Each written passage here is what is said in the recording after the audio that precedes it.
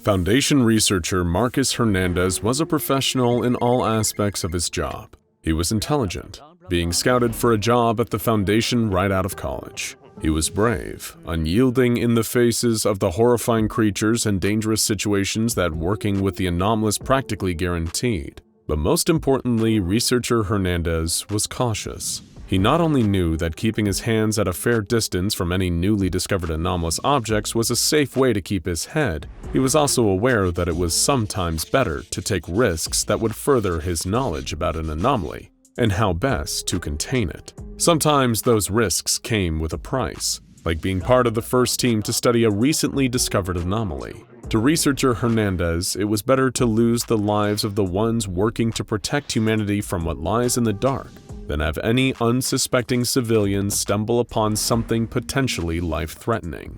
That's why he and his team took the assignment of studying SCP-1437 before anyone else in the Foundation was able to. They simply were not sure of what it was capable of, and researcher Hernandez's known attention to detail and cautious nature could best help the Foundation not only establish proper containment procedures, but also ensure that their own personnel were safe while doing so. As researcher Hernandez sat in the back of a jeep that rolled and tumbled over the arid landscape of the Mojave Desert, he reviewed what the Foundation knew about the anomaly. Unfortunately, it wasn't much. For starters, it was a 3-meter by 3-meter hole in the ground, originally thought to be an ordinary cave. As a result of its deceiving appearance, the anomaly went unnoticed for decades, until the Foundation picked up on a local story that was the talk of the town for a small group of camping and hiking hobbyists in Nevada. A camper, while out exploring and trekking through the dry dunes of the Mojave, was struck in the back of the neck with a U.S. quarter. While the object by itself is harmless, it came flying at the camper's body at an incredibly high speed, shooting from a large hole in the ground and striking hard enough to break the skin and wedge itself inside the camper's neck. After reaching the local hospital and getting the coin removed, it still left a small scar across the back of the camper's head. This unusual event prompted Foundation reconnaissance, which turned out to be entirely warranted, as observation of the surrounding area found several more objects buried around the area that were believed to have emerged from the hole, now designated as SCP-1437. A small canoe decorated with luminescent patterns, a calculator that added and subtracted letters instead of numbers, and a rotten apple core were all objects strewn around the immediate area. And if that's not strange enough, attempts to map out the hole failed, as all measuring equipment was lost after reaching a certain depth. Before the initial observation team picked up and left, SCP-1437 shot out large quantities of rock and dirt for over an hour, confirming that objects emerged from the hole at high speeds. Chemical analysis of the objects found around the area showed that they were composed of materials either unknown or not commonly found on Earth to warrant use in mass production.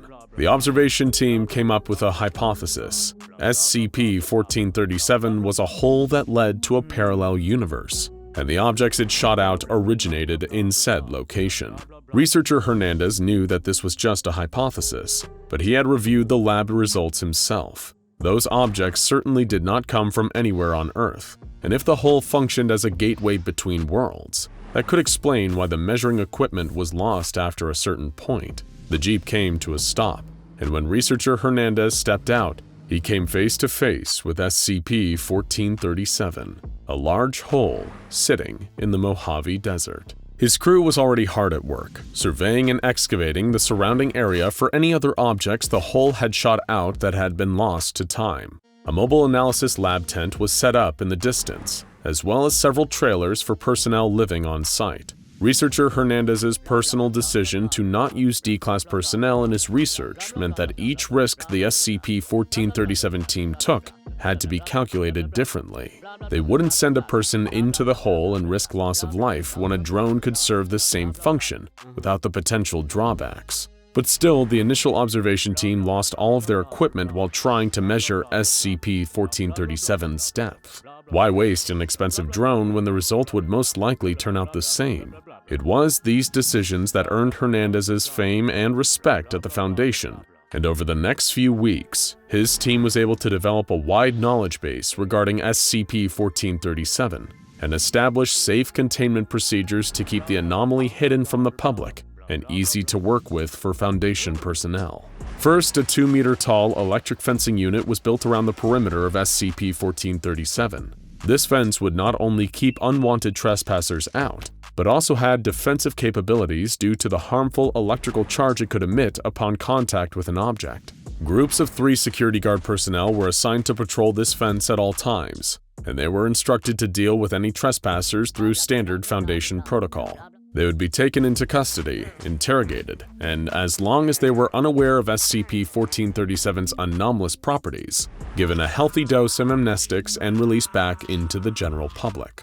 Anything that emerged from SCP-1437, be it a physical object or a living organism, would be cataloged by the Foundation and tested immediately for any potential hazards before further analysis could begin.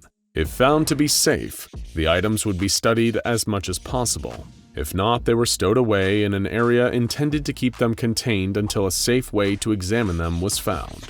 But perhaps the most important containment procedure researcher Hernandez established was the forbiddance of testing with SCP-1437. Due to the anomaly's mysterious nature and incredibly likely potential connection to parallel universes, testing could have grave and unforeseen consequences. When dealing with alternate or parallel timelines or realities, the Foundation is incredibly cautious and only interacts in ways that they're absolutely sure will not have any unexpected damage on baseline reality. That, and researcher Hernandez wasn't exactly keen on attracting the attention of these parallel universes without a solid understanding of who and what they were. As he would come to find, this inclination proved to be beneficial. As the team observed SCP-1437, they documented a number of notable objects that emerged from the hull, each supposedly originating from a parallel world. The first of which, however, was not anything the team hadn't seen before. The initial observation team sent to test whether SCP-1437 was actually anomalous had observed the hull emitting a mass of rock and dirt. For over an hour, SCP-1437 spewed earthen materials without stopping, filling the surrounding areas with debris.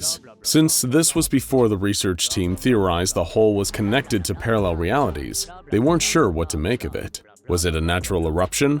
A poorly documented earthquake that somehow sent chunks of rock and dirt to the surface and shooting out of the hole? Though somewhat stumped, researcher Hernandez's team eventually came to a single solid conclusion. If SCP-1437 led to a parallel world or worlds, whoever was on the other side of the hole may have been attempting to fill it using natural materials. If they were attempting to fill it, could they be trying to contain it? Did the parallel world on the other side of SCP-1437 have its own foundation? This sudden thought gave researcher Hernandez pause and made him reconsider his hands-off approach to SCP-1437. Should his team attempt to contact whoever was on the other side? If it was a parallel branch of the Foundation, this behavior would be encouraged. The Foundation communicated with alternate versions of itself in time and space all of the time. The Department of Temporal Anomalies was built around this premise, but these were exceptions, not the rules. And communication with alternate foundations was always carried out with utmost safety and precaution. It was only done when there was a certainty that risk would be avoided. Researcher Hernandez was sure he made the correct decision, and he would stray away from attempting to contact those on the other side of the anomaly, even if they were another world's incarnation of the SCP Foundation. Weeks later, researcher Hernandez was awoken in the middle of the night by an excited assistant who, after calming herself down, informed him that SCP-1437 had spat out a new object. You have to forgive her. If you were out in the desert for weeks staring at a hole waiting for it to do something and it eventually did it, you'd be pretty excited too. When researcher Hernandez ran outside to see what the team was freaking out about, he could have jumped for joy too. SCP-1437 wasn't spitting out rocks and dirt anymore. This time, it was a map, clearly illustrated to depict the continent of North America. But upon closer inspection, the team noticed some very apparent differences from a traditional map in the geography of our world. The map was written entirely in Spanish, and the names of countries and states it listed didn't match their existing counterparts. In fact, the entire borderlines of the map were mismatched, out of place, and radically different from anything resembling North America. It listed the government of the entire continent of North America as La República Popular de Aguas Nuevas, or when translated to English, the People's Republic of New Waters. This exciting find was logged and archived, and it was only the first of a series of objects that emerged from SCP-1437. A few days later, another object was documented. This time, it was a photograph. After initial scans determined the object to be safe to view, not harboring any dangerous mimetic triggers upon viewing or anything of that nature, the team analyzed the picture to the best of their abilities. They saw a breathtaking vista of a city skyline, unlike anything possible on this world. Intertwined with buildings were massive structures that appeared to be made out of coral. They wrapped around skyscrapers, branching from the ground and sometimes emerging from the buildings themselves. The coral broke through the tops of the tallest buildings, putting the man-made titans to shame. In the far background, a massive flying creature can be seen, peacefully floating through the air. This otherworldly visual overwhelmed the team, but after the initial shock wore down, a keen-eyed junior researcher pointed out that many of the buildings resembled known landmarks, though they were radically altered in noticeable ways. This wasn't just any city, it was New York City, only this time with coral and giant floating creatures. Exactly what the Big Apple's been missing this entire time. But this was still comprehensible and understandable for the Foundation. SCP-1437's true weirdness was still yet to come. A few days after the photograph emerged, SCP-1437 shot out a truly peculiar find.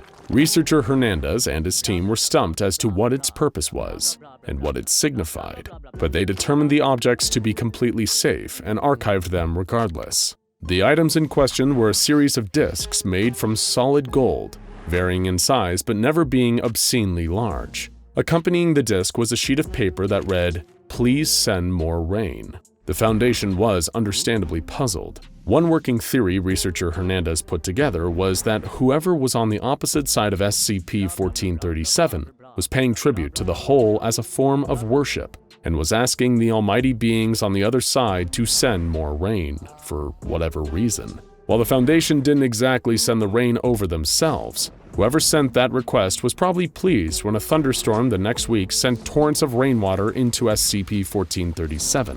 We hope they're happy. The most notable discoveries that emerged from SCP-1437 occurred over a multi-year period. Previously, the research team theorized that SCP-1437 was connected to a single reality, and that whoever was on the other side of it was sending objects through, either by chance or by means of communication. This discovery proved that there wasn't just one parallel world connecting to SCP-1437, but many, an unknown amount, in fact. The items in question this time weren't just objects, but human cadavers. One by one over the years, interspaced between the various oddities that SCP-1437 also spat out were human corpses, dead on arrival. The bodies were clad in Foundation-issue D-Class uniforms, though with some slight variations. This proved that the worlds connected to SCP-1437 were, in fact, alternate versions of the Foundation, or at least some of the worlds, as there was no way to tell who, what, or where the objects that emerged from SCP-1437 came from. Researcher Hernandez and his team examined the bodies with care and determined that they were dead long before they hit the ground, and that the gateway between worlds triggered the cause of death as they traveled between realities. Inside the D-Class jumpsuits, the team discovered pieces of paper, manuscripts that detailed their world's Foundation's documentation on SCP-1437. This deliberate inclusion of documentation signaled to the research team that there was an attempt at communication and cooperation from one world's Foundation to theirs. But why?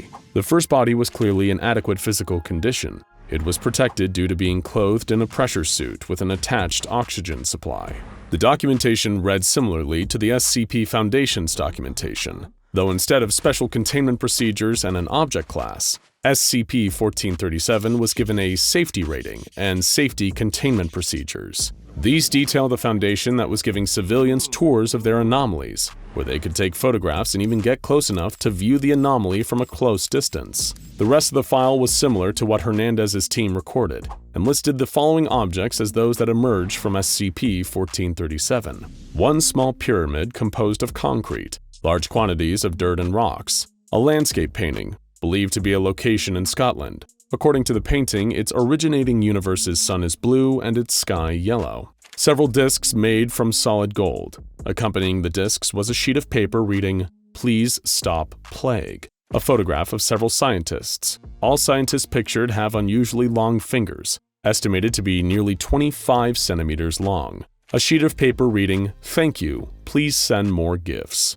The file continued with a notice explaining that the bodies of orange jumpsuited individuals holding documentation of the anomaly emerged from the hole. The file's unfamiliarity with jumpsuits indicate that this world lacks a concept of D-Class personnel. The file mentions that, on the 15th of August 2012, a volunteer from the Foundation, Marco Perton, entered SCP-1437 wearing safety gear, taking with him a copy of this document. The second D-Class body examined by Hernandez's team was branded with the phrase, "Property of the SCP Corporation." The file described an item with a threat level of little, and a Foundation that was more focused on profit than containment. After objects emerged from the hole, they were authorized to be sold to any interested collectors. Objects described by this version of the Foundation include a statue of what is believed to be a reptilian entity sporting numerous eyes and tails, large quantities of dirt and rocks, a glass bottle of water, a human femur covered in saliva,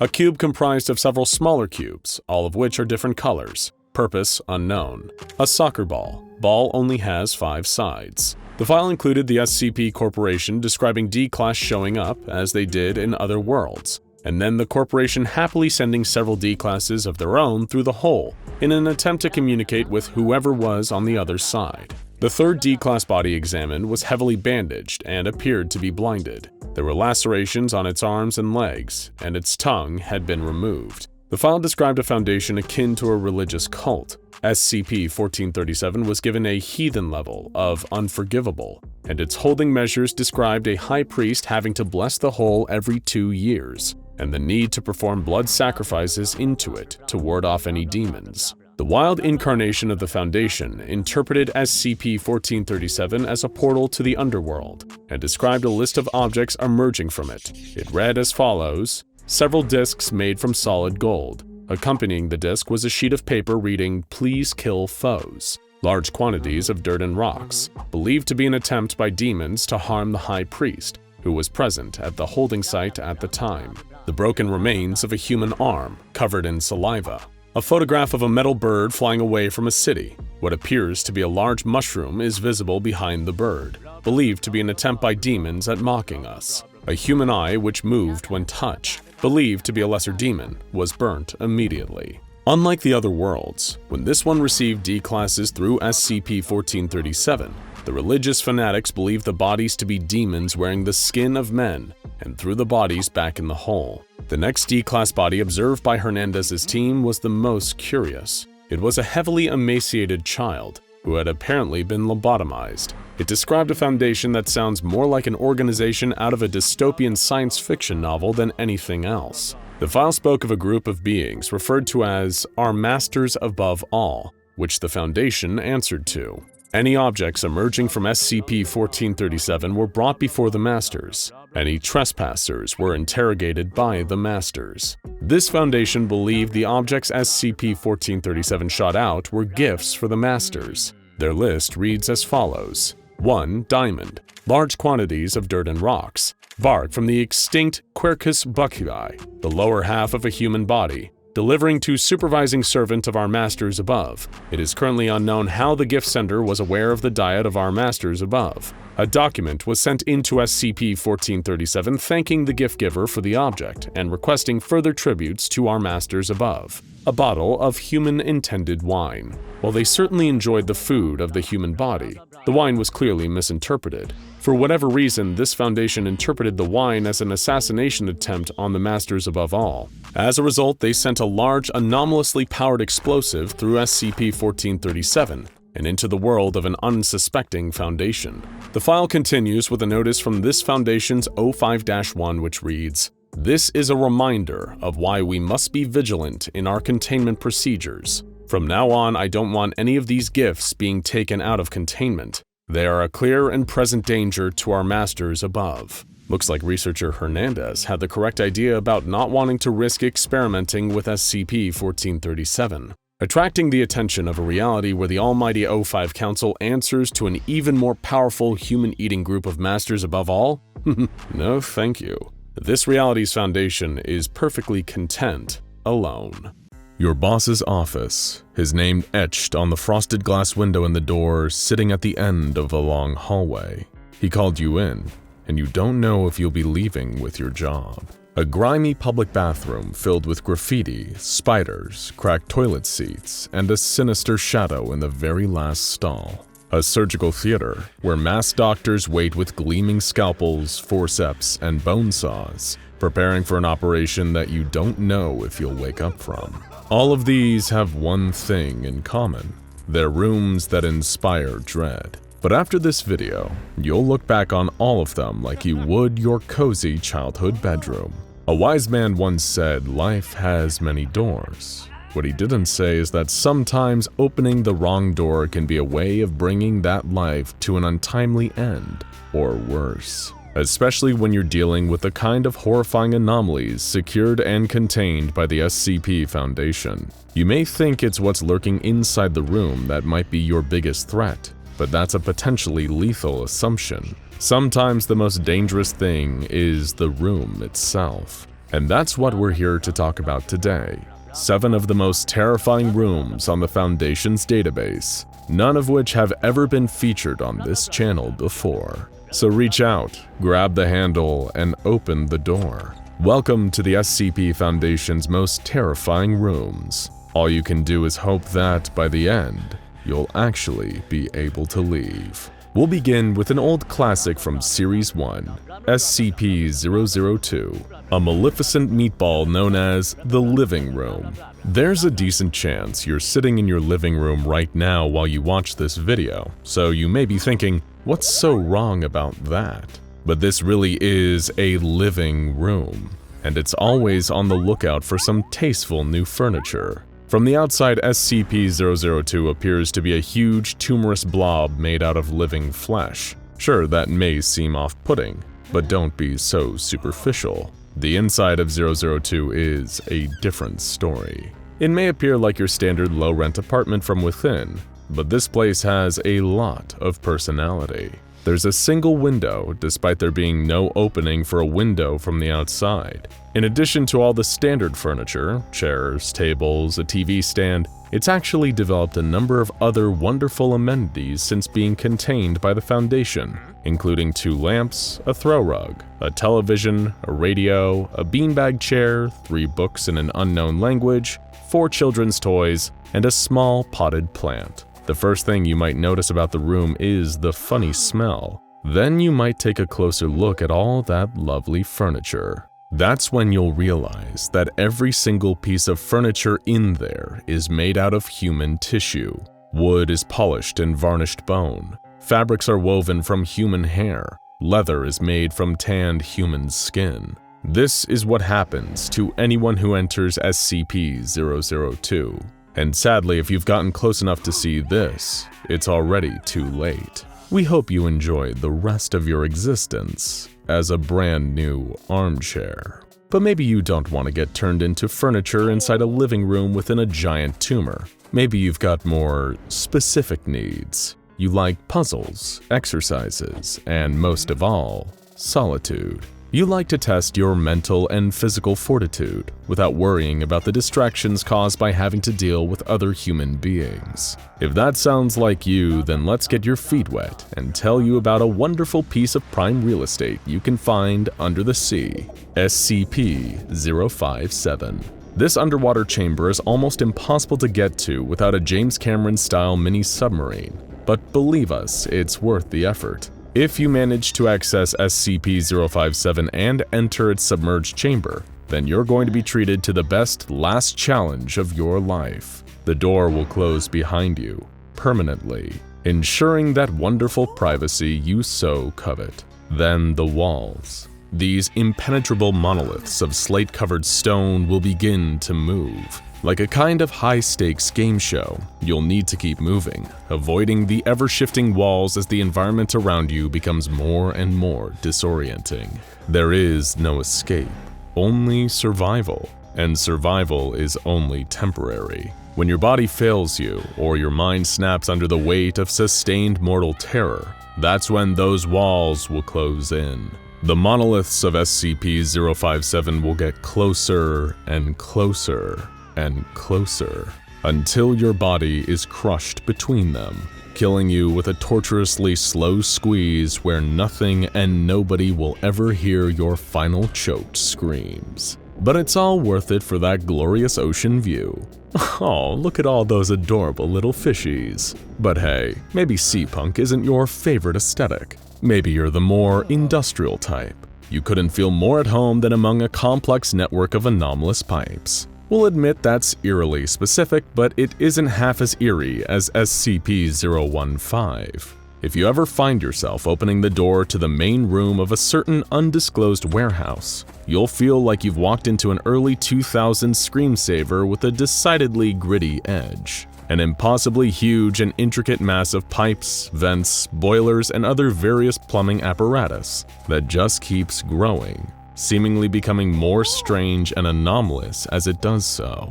These pipes have been made out of bone, wood, steel, pressed ash, human flesh, glass, and granite. There aren't any pipes made out of traditional pipe-making materials like lead, copper, ceramics, or PVC. And if you think what the pipes are made of is weird, the materials that travel through them are even freakier. These include oil, mercury, rats, a species of insect not yet identified, ground glass, seawater, entrails, and molten iron.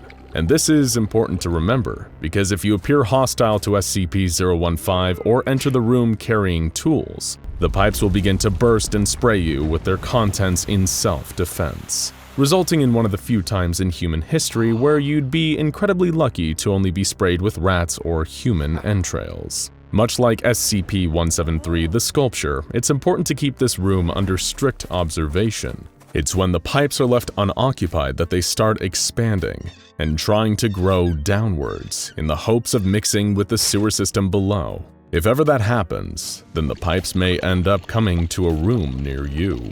And considering that people have also reported screaming coming from inside the pipes, what comes out of them may not even be as frightening as what could be going in. But maybe you don't want a warehouse. Perhaps you just want to rent a small, cozy room in a one-story building over in Weehawken, New Jersey. Problem is, if you try to do this, you might end up lodging in SCP-5256, a room that defies reality in a number of freaky ways thanks to its prior occupant, a highly unstable reality warper. The reality filters get stronger the further you go into the room, with the terminus being the room's far corner, which presents as an empty void that's impossible to even see. A damaged bloody hammer is lodged into the far wall. Metal fragments covered in human blood float near the entrance, half-eaten bugs all over the floor. There's a crucifix on the wall along with medical-grade anesthetics with trace amounts of neural tissue inside. All evidence points to the reality warper having been the victim of atrocious and inhumane acts, perhaps as a way to cure it of its anomalous affliction. And to add to the creep factor, many believe its body is still in there, lurking in the unseeable corner. How do we know? Because despite the corner of the room being unseeable, people have still performed simple tactile tests by sticking their hand into the space. One D-Class reported it feeling like leathery flesh with occasional scraps of fabric, and sharp needle-like objects occasionally sticking out of its skin. But for rent this cheap, who can really complain about a body or two? But that's enough about things that are just creepy. Let's get to dangerous instead. A room that won't just freak you out with some eerie anomalous sights. If you get unlucky, it'll give you a horrifying death. After all, who doesn't like a little excitement? Step into SCP-4595, a small room in a woodshed behind an abandoned house near Jasper, Indiana. You'll be taken in by its rustic charm at first. It's a quiet, peaceful setting where you're alone with your thoughts. When the room was first found, it contained a small, blood-stained shovel and a skeleton of an adolescent male. But don't let that put you off. Don't let the charcoal marking of the word witch written on the exterior door bother you either. It all just adds to the character of the room. Oh, there is one thing we should probably mention. There is an entity known as SCP-4595-A that lives a meter beneath the room. She's a witch-like creature, rotted and covered in wounds on her torso and face. Her mere presence will instill a sense of paranoia and dread into you, getting worse and worse the longer you're in there, but stay quiet about it. If at any point you disturb SCP-4595, all the empty spaces in your chest cavity as well as your lungs, airways, stomach, and intestine will suddenly fill with live desert locusts, causing you to experience a horrible death. So be a considerate upstairs neighbor, or else. So remember when we said earlier that it's not always what's inside the room that can cause you harm? Sometimes it's the thing right on the other side of the door. Look at the nearest closed door. Really focus on it. Tell us, how can you be so sure there's not something on the other side? Can you hear its heavy, wheezing breaths? It's not a home invader. It's something even worse. SCP-303. And it can make any room, anywhere, an absolute nightmare for you. Keep an eye on that door while we explain. SCP-303 is a tall, emaciated creature with dark skin and no face. Just a giant mouth twisted into a fixed grimace of pain with unnaturally long teeth. Nobody has ever seen its full body, but everyone afflicted with its anomalous effects somehow has an innate knowledge of exactly what they're dealing with. The amount of time that 303 spends behind the door seems to be random, but whenever it appears, people will be afflicted with such a level of raw, paralytic terror that they physically cannot bear to open the door while it's still there.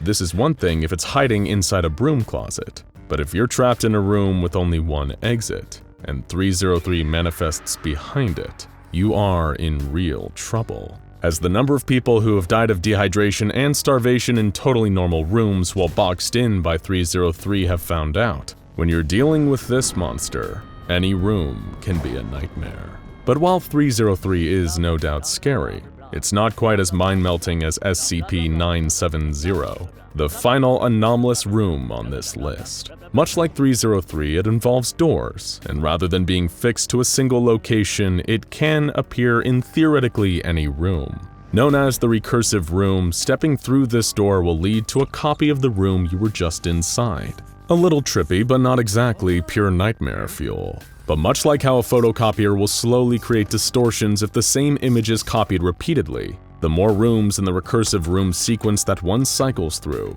the more distorted each one gets. Eventually, the rooms will begin to display visuals straight out of your worst nightmares. Foundation researchers who sent a drone through a 6-hour sequence of recursive rooms ended up being discharged to undergo psychiatric treatment after seeing their own mutilated corpses in the rooms. A cruel trick? Or a deadly phenomenon of things to come in a darker possible future? Either way, these unfortunate researchers couldn't get their experience in the recursive room out of their heads. But we're sure you'll have a more pleasant time. There you have it, folks. Some of the most terrifying rooms that the SCP Foundation is aware of. Let us know which one was your favorite down in the comments. And of course, be careful. If these are the ones the Foundation has in containment, imagine the ones that are still out there, waiting to be discovered. For all you know, it could only be one door away. 1835. The American Frontier. A beacon of hope in a world choked with blood and smog. Little did the hopeful citizens of a still newly independent United States know, the evils of the old world had followed them here. Sometimes it took the form of hate, of violence, of desperation and starvation. But sometimes pure evil wasn't just some abstract concept existing in and around all of us. Sometimes that evil, that pure cruelty, malice, and greed, walks in the shape of a man. One such man was James Anderson, an unremarkable name for a truly exceptional man. Exceptional in the sense that if most human beings aren't willing to sell out all of humanity for their own petty gain, James Anderson is definitely the exception. After all, it's by his design that we have SCP-001, the anomaly that set the SCP Foundation and our entire reality down its current path. Of course, you know the deal with SCP-001. Not one anomaly, but many. a collective designation for a vast number of entries, all of which spell beginnings or ends for the SCP Foundation and sometimes even our universe. Scarlet Kings, Howling Black Moons, Ouroboros Cycles, and Gate Guardians. You've heard them all and seen the files. But unlike all the others, there is no file for the factory. That's because the full story only exists in the mind of 05-1, one of the most powerful and arguably the oldest member of the SCP Foundation. He'll die before he ever commits the story to paper. Some memories are just too awful to record. Their details and implications are too painful to ever subject others to. SCP-001 isn't just about Anderson and his atrocities. It's about all the terrible nightmares that unfolded afterward, and the deal with the devil that 05-1 struck to lock them away. For now, at least. But it all begins with James Anderson. His family had become incredibly wealthy in the Revolutionary War, and in the decades since, his fortune had only multiplied, as fortunes tend to do. In the early 1800s, he began work on his beautiful and horrific magnum opus, the Anderson Factory. It would be the pinnacle of the Industrial Revolution, the manufacturing plant to end all manufacturing plants. 3 stories tall and a mile wide. Company towns had existed for a long time, but this time, the factory itself was the town. It had everything a worker would ever need. They would live, sleep, play, and most importantly of all, work in the same place. They would never need to leave. All their wants and needs from cradle to grave would be met in the Anderson factory, and all that Mr. Anderson ever asked in return was loyalty and service. Was that really so much to ask from those whom he gave everything? It may sound like a horrifying form of indentured servitude to us, but to the people in the United States in the early 1830s, this kind of security and stability was a godsend. To many itinerant workers and unstable families across the plains, James Anderson seemed like a saint. Little did they know, his plans for the factory and them were anything but saintly. Nobody knows exactly what type of dark magic James Anderson devoted himself to. Many have theorized as to whether it was Satan he worshipped, ancient pagan deities, or something older and more powerful than both. In actuality, the only thing that James Anderson really worshipped was himself, and the pursuit of more material wealth and power over his fellow man. Any pacts he made with evil, timeless gods were just means to an end. The Anderson factory was a citadel to one man's cruelty and corruption, and every element of the building's design seemed to reflect that. Groups of 8 were forced into rooms together like battery-farmed chickens to maximize cost efficiency. People worked day and night in shifts of 3. Machines always rumbled and roared and chewed. When workers died in factory accidents and their blood spilled on the ground, it seemed to reveal arcane symbols carved into the stonework. These symbols were only visible when blood flowed across them. While people traveled hundreds of miles to live and work at the Anderson factory, they had no idea that they were working towards slavery, subjugation, and death under Anderson's iron will. And in some cases, fates much, much worse. The factory remained in operation like this for 40 years, while Anderson himself enjoyed a positive public reputation as a groundbreaking industrialist. How Anderson got away with his crimes for so long is sadly a tale as old as time. The factory made valuable products and an awful lot of profit. So, no matter how many rumors swirled about inhumane practices or arcane rites going on in the Anderson factory, nothing was ever done. It was just too inconvenient to ever reckon with the horrible truth underneath the productive surface. And it was truly productive. The factory was so huge and filled with such a multitude of enslaved workers, there wasn't anything they didn't produce. From textiles to technology to crops and meat, the machines were always on.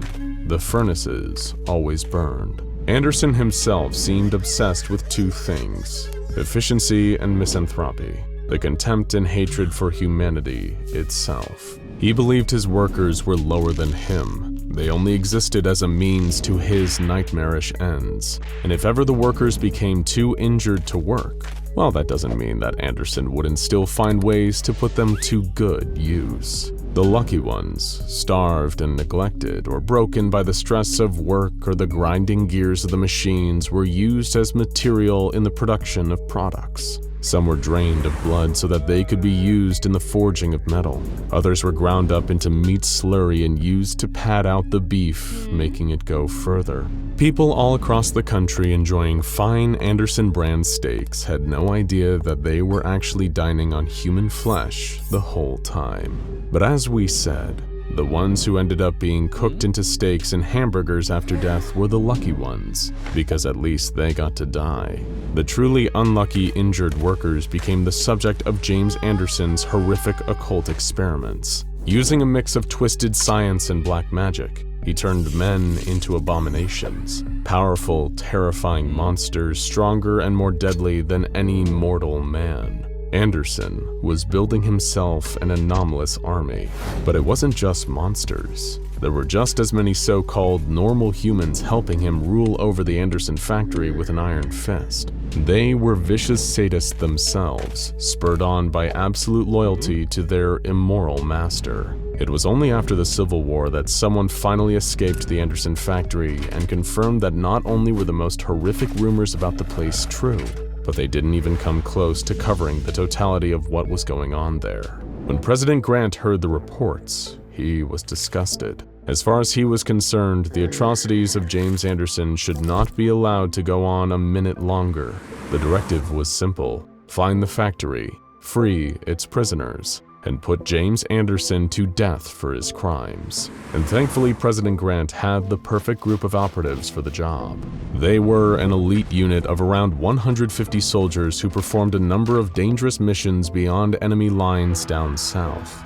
Espionage, assassination, psychological warfare. But these missions weren't just against the Confederates. Some of the enemies they faced down south were things that could not be explained. The strange, the frightening, the anomalous. And the highest-ranking soldier in this unit was a man who would one day become the legendary 05-1. He and his men made their long and treacherous journey to the factory, a trip that would change all of their lives forever. When they first reached their destination, they first had to deal with Anderson's security force. These were men whose cruelty and loyalty to Anderson far outweighed their skill in combat. While they may have felt powerful when tormenting starving, injured factory workers, they were quickly routed and slaughtered by 05-1 and his team. When they ventured inside the factory, they were utterly appalled by what they saw. The inhuman conditions faced by Anderson's thousands of victims drove them into a blood-curdling, murderous rage. Almost half of 05-1's men were lost in the battle against Anderson's army of engineered monsters, but in the end, they prevailed. Nothing would stop them in their quest for liberation and vengeance on behalf of all that this terrible place had tormented. They fought their way to Anderson's office, where they found him cowering under his desk. For a man as despicable as Anderson, only a truly medieval execution would suffice. 05-1 and his men hanged, drew, and quartered Anderson over a period of 2 days. The sadistic madman died laughing in the end, saying that while they may kill him, his factory will never die. But the factory was no longer his. In addition to the factory's horrors, 05-1 and his men also discovered its wonders. It wasn't just normal items and monsters that the factory produced. They were also thanks to some of Anderson's arcane deals, the world's leading producer of anomalous items. Skeletal horses that never tire, shadow cloaks that could transport the wearer to different dimensions, toy guns that fire real bullets, even yo-yos that could flay the skin from anyone they touched. These were anomalous objects that could shift the balance of global power, items that could give them an advantage against the things that go bump in the night. While others among them were greedy or fearful, the inner circle of 05-1 were united in a singular purpose. Using the anomalous, they can control to contain the anomalous that they can't. This group took over the factory, making it Site Alpha, their first ever containment facility. and came to be known as the O5 Council. With funding that came from a mix of blackmail and friends in high places, this organization, a burgeoning SCP Foundation, grew more and more powerful over the ensuing decades. The tools they gained from the factory were pivotal in the continued success of their mission, and as they discovered more anomalies, they also put these anomalies to good use. But in 1911, O5-1 and his new organization came up against an enemy that even the factory's tools couldn't help them defeat. A warrior race known as the Fae, so named because their only weakness seemed to be a vulnerability to iron. But these beings were an order of magnitude more powerful than humans, or the beasts they'd once faced in Anderson's factory. The Fae handed them defeat after defeat, but soon humiliation became decimation when an army of the Fae led an assault on the factory. It was a day that only O5-1 remembered. The Fae slaughtered everyone, every guard, every researcher, every member of the O5 Council. They swept through the factory like a plague of locusts, leaving only death and destruction in their wake. Only O5-1 escaped and survived, and that's only because he ran. As he fled from the fairy forces through the halls of the factory, he came upon a door he'd never seen before, a huge golden door covered in Aramaic script. He fled inside, entering the very heart of the factory. Inside, he saw the floating dead body of James Anderson, bathed in red light. Now he was little more than the mouthpiece of the factory itself, or rather the great and unknowable powers working behind it. The factory gave O5-1 an offer, just like the offer it had given Anderson before. It would give them the power to turn back time and destroy the Fae, saving everyone that they'd slain in the factory. But in exchange, all of them would forever belong to the factory. And in a moment of weakness and fear, O5-1 took the deal. The clock was turned back to before the battle. This time O5-1 and his compatriots, all of whom except him had no idea what had happened, had the horrific weapons required to slaughter the Fae. Weapons that nobody, mortal or otherwise, could possess. They repelled the invading force easily, but knowing the horrors that came before, O5-1 refused to stop there. With the power of the Foundation and the factory behind him, he hunted down and murdered every last fairy, driving their species entirely into extinction. As far as O5-1 was concerned, it was them or him. But with the Fae utterly destroyed and the Foundation's superiority assured, a shadow was laying over O5-1. He'd made a deal with the factory, and someday it would want its pound of flesh. O5-1, rather than facing the consequences of his actions, decided to run and hide. He had the factory decommissioned and buried under the rubble, never to be used as an active Foundation base again.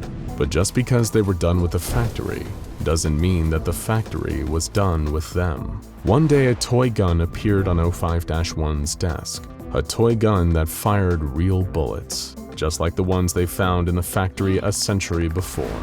The factory was still waiting for its repayment. With every anomalous item from the factory that the Foundation used, the terrible place only grew in its power. Since the resurgence, O5-1 has been sending the factory sacrifices, D-classes, dead and alive, as well as agents and researchers. But as time goes on, it seems that these sacrifices aren't satisfying the factory anymore. It wants more than O5-1 can ever stand to give it. And when O5-1 refuses to give, the factory will begin to take. And what the factory wants, sooner or later, the factory will get. Agent Kister was running for his life. Every breath had burned in his throat, like inhaling chlorine gas. He sped through the dark, surrounded by deafening metallic screams that bounced off the eternity of pipes scaling and strangling the walls around him. As far as he was concerned, this was what hell looked like. A nightmare boiler room that would somehow be less scary if Freddy Krueger was there, because at least there'd be some kind of recognizably human intelligence to reason with. The pipes, SCP-015, are truly unknowable. As an SCP Foundation Mobile Task Force member, Agent Kister had seen some truly horrific things in the line of duty. He'd been there during SCP-682 containment breaches, firing an assault rifle at the beast as its scales hardened into a bulletproof carapace. He'd seen the femur breaker used on some poor, godforsaken D-class to lure Uncle Larry back into the containment chamber for some midnight fun. In the most anxiety-inducing mission of his life, he'd once even bagged 096's weeping face after it slaughtered a whole mountain village. And these damn pipes were going to be the thing that killed him. He turned a sharp corner, trying to block out the screams of his teammates. 4 of them had been sent in. The rest were already dead, or worse. Stupid, stupid, stupid. They'd made a classic military mistake, underestimating the capabilities of their enemy. And in Agent Kister's experience, this had always been a capital offense. All to install that machine, that stupid little remote control reconnaissance vehicle. That's what they'd given their lives for. Agent Kister tried to blink away the memory of Agent Montgomery's face. Monty was the youngest member of the team, 28 years old, his first major mission into the heart of a skip. Kister wanted to remember him how he'd first seen him, a bright-eyed greenhorn, ready to protect the human race from the horrors that lay in the dark. But he'd been the first to go when everything got FUBAR. It was the smaller pipes that got Monty. 4 of them shot out, spearing his lungs and heart, pinning him in place. Even if they tried to cut him out, he would have been a goner. He coughed up blood and went ghost white faster than you'd ever imagine. Kister would never forget, for what little time he had left to live, the horrible sight of the light leaving that kid's eyes. And all this because one of them had tripped on one of the pipes on the way out and busted it. The mission was already done. What an awful, pointless way to die. Kister was yanked from his aching thoughts by a sudden obstacle in the way, a huge, towering pipe that looked like a pillar of flesh, covered in bulbous, staring eyes. The thought crossed his mind. Jesus, these pipes can really be made out of anything. He looked down and saw a series of rubber pipes slithering towards his feet along the ground like snakes. It was time to run again, but how long could you even run for when the very location around you wants you dead? They should have sent the mole rats for a job like this. The infinitely reconfiguring pipes changed the layout of the warehouse around him, making escape seem all the more unfeasible. That's when he started thinking about the terrible thing that happened to Agent Green. When 015 turned hostile, they needed to make a run for it fast. It wasn't unlike being a pathogen inside a living body.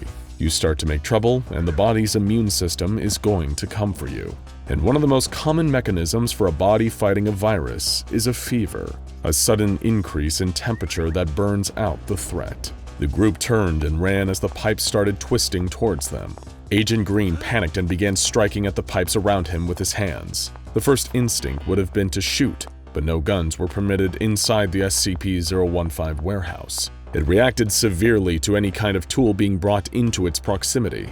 Several dead agents and researchers could tell you all about this if they hadn't made that same mistake. But when things were already going sideways, it left them defenseless. Agent Green was soon boxed in, caged by a latticework of pipes in varying sizes. He tried desperately to push them out of the way and make an escape route, but the hissing noise was getting louder and louder as the pipes started to turn a glowing red all around him.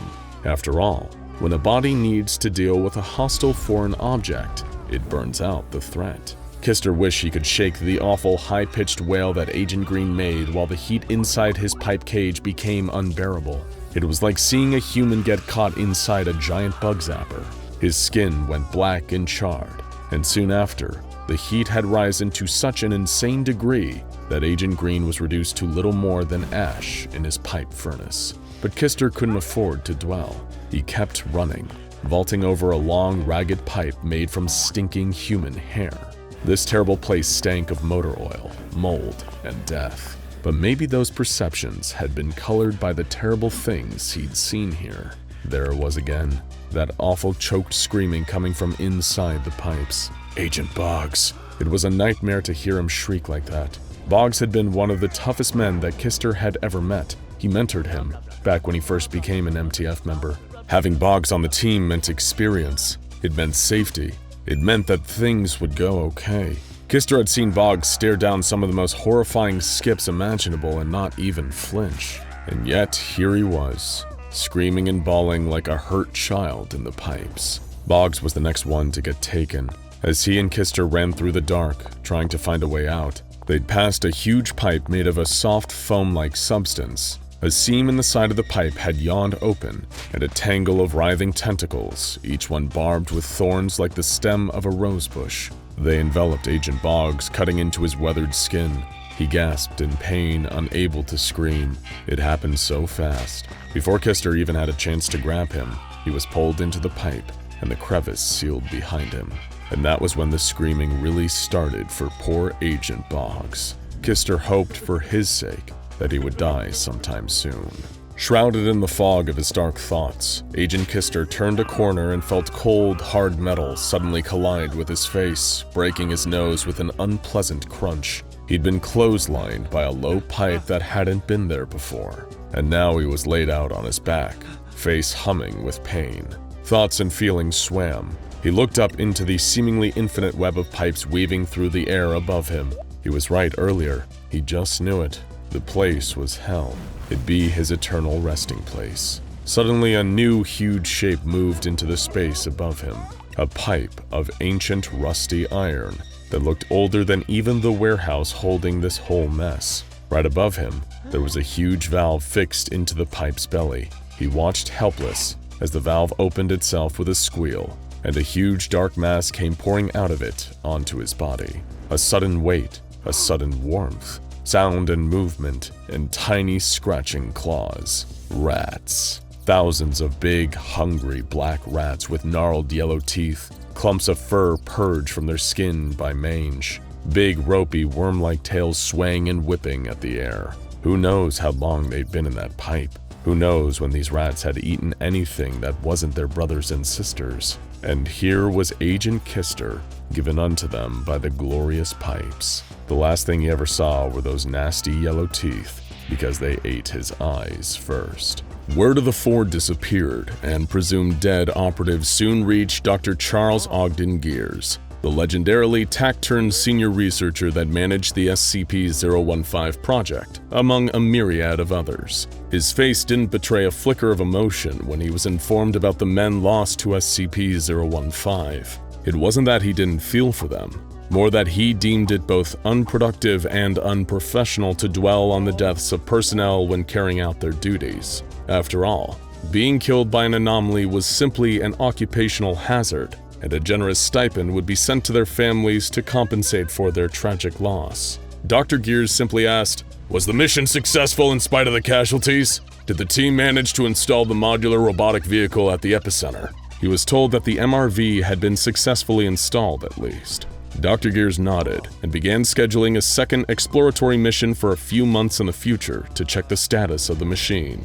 Still, in the meantime, the MRV would chug along, doing what humans couldn't, or perhaps shouldn't, do within the nightmarish mess of ever-growing pipes. It would roll through, collecting information on everything around it, hopefully giving the SCP Foundation an inroad to mapping the whole thing, without needing to send a cavalcade of staff into the danger zone, just to discover more about these peculiar pipes. Sure, some lives were lost getting in there, but this measure would likely save even more lives in the long run. That was, until something went wrong. The exact nature of what happened to the MRV inside the domain of pipes was a mystery, but it wasn't doing its intended job, and the SCP Foundation needed to find out why. The second exploratory mission was required much sooner than they'd initially anticipated, with a dual purpose: collecting the readings and finding out what exactly had happened to the MRV in the first place. He included a more specific set of instructions for the next mission. Only 3 members of personnel to enter SCP-015 this time, to minimize potential loss. 1 trained technician to collect and read the diagnostics, and 2 guards to maintain discipline and safety under pressure. With a setup like that, what could possibly go wrong? Dr. Gears' various assistants began headhunting the perfect team for the job. Junior researcher Lon, wanting to prove herself and climb up the ranks, put her name forward. She was young, intelligent, and had the initiative to get the job done. Though there was one thing that she hadn't disclosed when she was applying for this important new position. Junior researcher Lon suffered from claustrophobia, the fear of enclosed spaces. Then the hunt was on for the two members of Foundation military personnel who'd escort Lon to the MRV to take the readings. Like the two priests in The Exorcist, they decided to recruit one grizzled, experienced operative and one extremely cautious young buck straight out of the Foundation MTF Training Academy. The younger of the two operatives, codenamed Agent 2, was careful and conscientious to a fault. He did things by the book, or not at all. The older operative, codenamed Agent 6, was quite the opposite. He'd done this job long enough to operate solely on instinct, and resented his employers for expecting him to approach his missions any other way. Lon, Agent 2, and Agent 6. The team was assembled, and when the time came, they were taken to SCP-015 to execute their mission. It should have been simple enough. Get in, collect the readings, and get back out. Though a few weeks earlier, the same thing would have been said for the mission to install the MRV, which left for Mobile Task Force operatives dead or worse. Nothing was ever as simple as it seemed when it came to SCP-015. They were only allowed flashlights inside. Anything else carried a substantial risk of activating SCP-015's defensive state, putting all of their lives in jeopardy. Lon had tried to keep things light, masking her own terrible fear at this strange new situation. She joked that perhaps the three of them should get Mario hats, seeing as they were plumbers now. Agent 2 happily laughed along, suggesting that perhaps he should be Luigi. Agent 6 was utterly unamused by this whole situation and wanted no part of it, which is honestly just so Wario of him. They followed along a carefully mapped route through the pipes, being careful not to touch any of them. After all, you never know what could set SCP-015 off. Agent 6 didn't share in their merriment or their concern. In fact, he had contempt for them and this whole situation. He thought Lon and Agent 2 were a pair of frightened, skittish children, willing to buy whatever Foundation-assigned bull honky they were given. He didn't believe that SCP-015 was anywhere near as dangerous as they'd been told. In all likelihood, knowing the eggheads up top, they just didn't want men of action like him breaking any of their precious little toys while conducting missions on their behalf. This whole thing was a big, stupid joke. As they ducked and weaved through the confines of SCP-015, the tensions between them all just silently grew. Their flashlights played among the pipes, revealing the insane variety of shapes, sizes, compositions, and materials in here. Wood, steel, flesh, bone, glass, pressed ash, granite, and so much more. And yet there were no pipes comprised of any standard pipe-making material, like lead, PVC plastic, or copper. It was undeniably freaky, but when you work with SCPs for long enough, you learn to stop asking questions about the more minor forms of strangeness inherent to anomalies. The composition only got narrower as they delved deeper into the warehouse. Lon felt the anxiety, like a hand gripping her throat and squeezing, but tried still to keep it hidden. Agent 6, the largest among them, almost got stuck a few times, trying to crawl into spaces too tight for him to fit. He felt like murdering Lon when she threw out a casual comparison to Winnie the Pooh in the process. When they reached the MRV, it gave them an ounce of momentary relief. The journey was halfway done. But the comfort was quickly squashed by seeing what had actually happened to the MRV. It had been speared by a pipe, and new pipes had grown through and out of it, effectively rooting it in place. This caused immediate debate among the group around one key issue. Did this mean that the MRV was now technically part of the pipes? And by extension, would the pipes feel the need to defend themselves if the databanks were removed from the MRV in order to deliver the readings back to the researchers at Site-17? While Lon and Agent 2 carefully discussed the issue, Agent 6 lost his temper and decided to show these two foolish kids how it was done.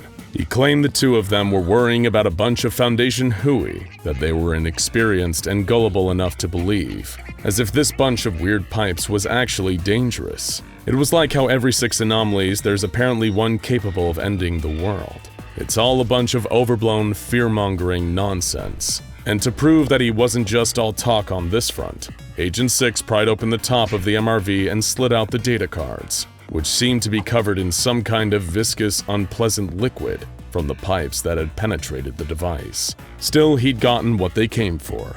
He could have done this whole thing alone without this pair of bedwetters. He scoffed and said, "Kids, I don't know how you two survive." But he shouldn't have spoken so soon. The large pipe that he didn't even realize he was standing on opened up beneath his feet, and seconds later he was immersed up to his shoulders in it. Six began to let out the most horrifying shrieks you've ever heard, and when Agent 2 and Lon ran over to try and help him out, they realized why.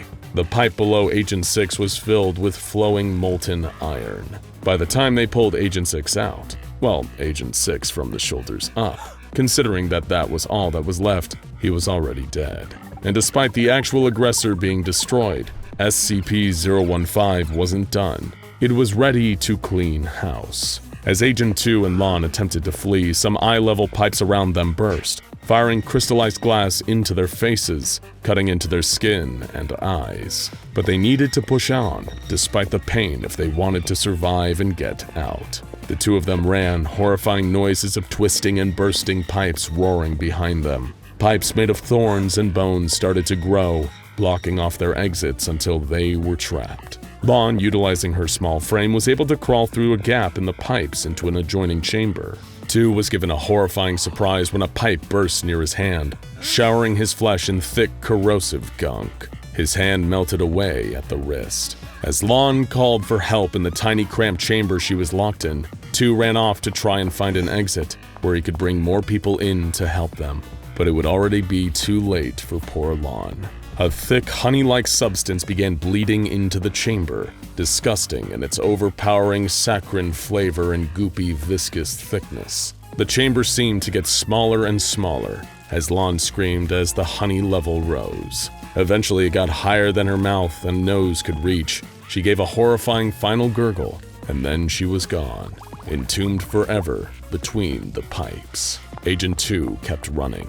His flashlight was beginning to die, but he didn't care. As his eyes bled from the splinters of glass and what was left of his hand dripped from the jagged nub of his wrist, all he could do was keep moving forwards. He panted and screamed and stumbled in the dark until he tripped on something he didn't notice and pitched forwards. He tumbled into the gaping maw of a nearby pipe, surrounded by unseeable, unknowable ooze. As he tumbled further down into the seemingly infinite darkness, it was too dark to see and too cramped to move anywhere but straight down. All he could do was scream and scream and scream, until his voice was hoarse and his throat bled, though nobody was there to even hear his cries. Days later, when his skin started to shred off, it was almost welcome. Dr. Gears would later receive the news of this tragically failed mission, and the 3 operatives now declared MIA because of it. He sighed and wrote up his report on the matter, closing with the sentence, "Data deemed non-vital in light of lost staff. SCP-015 classification level review suggested." It goes without saying that the SCP Foundation archives are filled with some terrifying monsters. Even the deadliest creatures can, in theory, be defeated, or at least soundly avoided. After all, they're just flesh and blood, or in some cases, metal or concrete. But what if reality as you know it one day just broke? Or worse, you were transported to a reality so frightening and alien to our own that death seemed like the only escape, but you couldn't even give yourself that.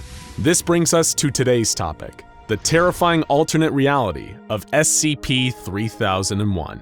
The Foundation is no stranger to freaky alternate dimensions, but what was experienced by Joint Lead Researcher Dr. Robert Scranton at Site-120 is a truly unique nightmare. Co-managed by his wife, Dr. Anna Lang, Site-120 is a facility largely designated for research into SCPs with dangerous reality warping capabilities in order to mitigate future containment breaches. Reality warpers are among some of the more perplexing and dangerous SCPs, from the pocket dimension creating SCP-106 to the SCP creating Dr. Wondertainment and everything in between. Scranton and Lang's goal to further study such entities was an admirable one, if a little overambitious. And on January 2, 2000, during the testing of a new technology created by the Foundation's leading power couple, disaster finally struck. Scranton and Lang had already been the brains behind one of the Foundation's most valuable tools in the fight against reality-bending SCPs, the Scranton Reality Anchors. Their follow-up, the Lang-Scranton Stabilizer, or LSS, likely would have been an even more advanced variant of their earlier invention, and should have been a huge success for the team. But things didn't turn out that way. Dr. Scranton and several other researchers were gathered in Reality Lab A performing routine tests on the LSS prototypes. While other technicians ran diagnostics tests, Scranton stood at the control panel, the blinking red light above the console confirming that everything was going according to plan. But as anyone who's fallen victim to one of the Foundation's many anomalies will tell you, just because you've done everything correctly doesn't mean you're safe. Scranton began operating the machine, not knowing that something was rumbling up towards him from below. Without warning, a sudden, unexpected burst of seismic activity rocked the entire base. Researchers grabbed onto whatever was closest as the world shook around them. In his panic, Dr. Scranton clung to the LSS control panel as the seismic blast fried the circuits and kicked it into overdrive. There was a blast of magnificent blinding light, and when the rumbling stopped, not only was the doctor gone, he had been erased from reality as we know it. The earthquake had caused a deadly malfunction in the machine meant to stabilize reality, and instead tore a rift in it, dragging the unfortunate doctor and the control panel into oblivion. His wife, Dr. Lang, and the many researchers who idolized him were devastated by his unexpected demise at the hand of what should have been his crowning achievement. The one silver lining was that this reality-ripping event had almost definitely eliminated the doctor quickly and painlessly. As far as the Foundation and his loved ones were concerned, Scranton's death had been immediate and complete, a luxury afforded to few Foundation employees who die anomalous deaths. But sadly, that isn't how Dr. Scranton's story, or the story of SCP-3001, ends. No, this is where it all begins. How do we know all this? In the hellish new place where Scranton had been transported, the control panel from the LSS that he'd been clinging to for dear life had been transported with him, and continued to record audio data from this anomalous location. Not that Dr. Scranton realized it, not at first anyway. As far as he knew, he'd suddenly been transported into a pitch-black location. No sights, no sounds, no sense. True nothingness. At first, the doctor was confused. One second he was testing out his new technology, and the next he was quite literally nowhere. In spite of his current situation, the doctor was still an intelligent and rational man. He took a moment to compose himself, hoping that in time his eyes would adjust to the new darkness around him. But that moment never came. The darkness remained perfectly absolute. Much like the darkness in another reality-defying SCP, the deadly endless staircase known as SCP-087, the dark seemed thick, almost like you could touch it. The doctor, not wanting to give himself to despair and die in this impossible place, and with no other options seemingly available, began walking. Either he'd find his way out, or the Foundation would find him. No need to panic.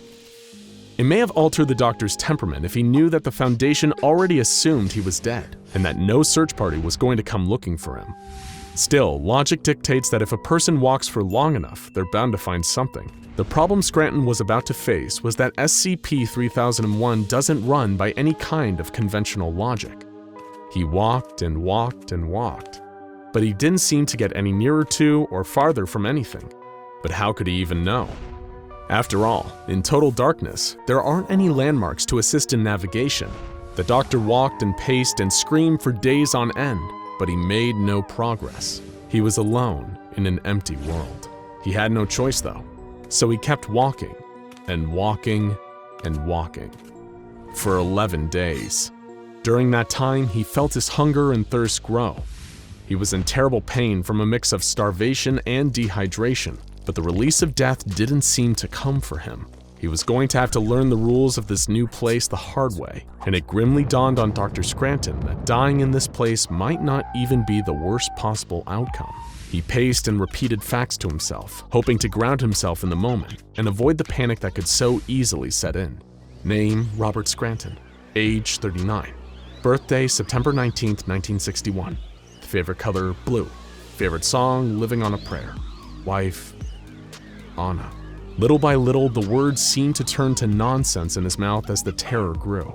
Just as he felt like he was about to lose his mind, he noticed something. A small oasis in the endless darkness of SCP-3001. The glowing red light on the LSS control panel. Where had it come from? And how was it still recording? The doctor had no idea, but he was grateful for any kind of familiarity in this strange darkness around him. Perhaps the LSS could be the key to saving him, or at least figuring out what on earth was going on here. Whatever the case, there was no denying that having the panel here was better than nothing. At least, when it was found, if it was ever found, then people would know what had happened to him. As the days passed and he continued to mysteriously survive, Dr. Scranton deduced that one didn't need food or water to survive continually in SCP-3001. The location had an anomalous effect on its inhabitants. As the days passed and turned to weeks of wandering in the darkness, Dr. Scranton further deduced that he was no longer in his home dimension. This was an entirely separate pocket dimension, much like the one possessed by SCP-106, but featureless, a perfect self-contained void. Now dimly illuminated by the red light of the panel, Dr. Scranton explored further into the void around him. He traveled for months on end, the pain of his deficiencies growing by the day, but found he was getting nowhere. All things considered, he wasn't even sure he was moving, or whether reality and darkness were swirling around him like a thick liquid. Rather than walking on a single flat surface, he was moving in all directions across a three-dimensional plane. The space-time continuum appeared to be entirely broken here, where movement is more defined by the conscious intention to move than any real geographical repositioning. Dr. Scranton knew that this place broke every single one of Kijel's laws of reality parameters. And from his years working with a plethora of reality warpers in Site-120, he had a theory for why this pocket dimension was so strange. It had an extraordinarily weak Hume field. Before we get back to Dr. Scranton's semi-living nightmare, we need a quick primer on Hume theory and why having a weak Hume field is such a problem. A Hume is a unit of measurement for the strength and amount of reality in a given location or being. In an area with an incredibly low Hume field relative to our world, such as SCP-3001, universe breaches and anomalous incidents rise significantly. At the time of his being trapped there, SCP-3001 had the lowest number of Humes in any recorded environment, making it a phenomenally anomalous zone. It was for this reason that starvation and dehydration never took hold of him despite causing him great pain. And the worst by far was yet to come. Dr. Scranton wasn't trapped in this dimension for weeks or even months. He was trapped in the darkness for years, and it took a nightmarish toll on his body and mind. The small flashing red light on his LSS control panel became his only friend, and as the years drew on, he would hold entire conversations with his only source of illumination. He knew that his days were numbered. If he didn't escape the dimension within around 3 years, the Hume field would diffuse further, and he would be left in a truly horrific state. But based on how little headway he'd made in the time he'd been there, he didn't feel optimistic. He kept speaking into the recorder, if only to break the silence and prevent him from going completely insane. But even that would only hold it off for so long. Alone and talking to himself endlessly in the darkness, Dr. Scranton could feel his mind slipping as the confines of the pocket dimension constricted and his body began to change. The low Hume field slowly diffused his physical matter, destroying the physical integrity of his body, but never being merciful enough to actually let him die. In his haunting audio logs, the doctor described his hands as diffusing and thinning out like spiderwebs. Over time, there was less and less of him, and what was left wasn't entirely human.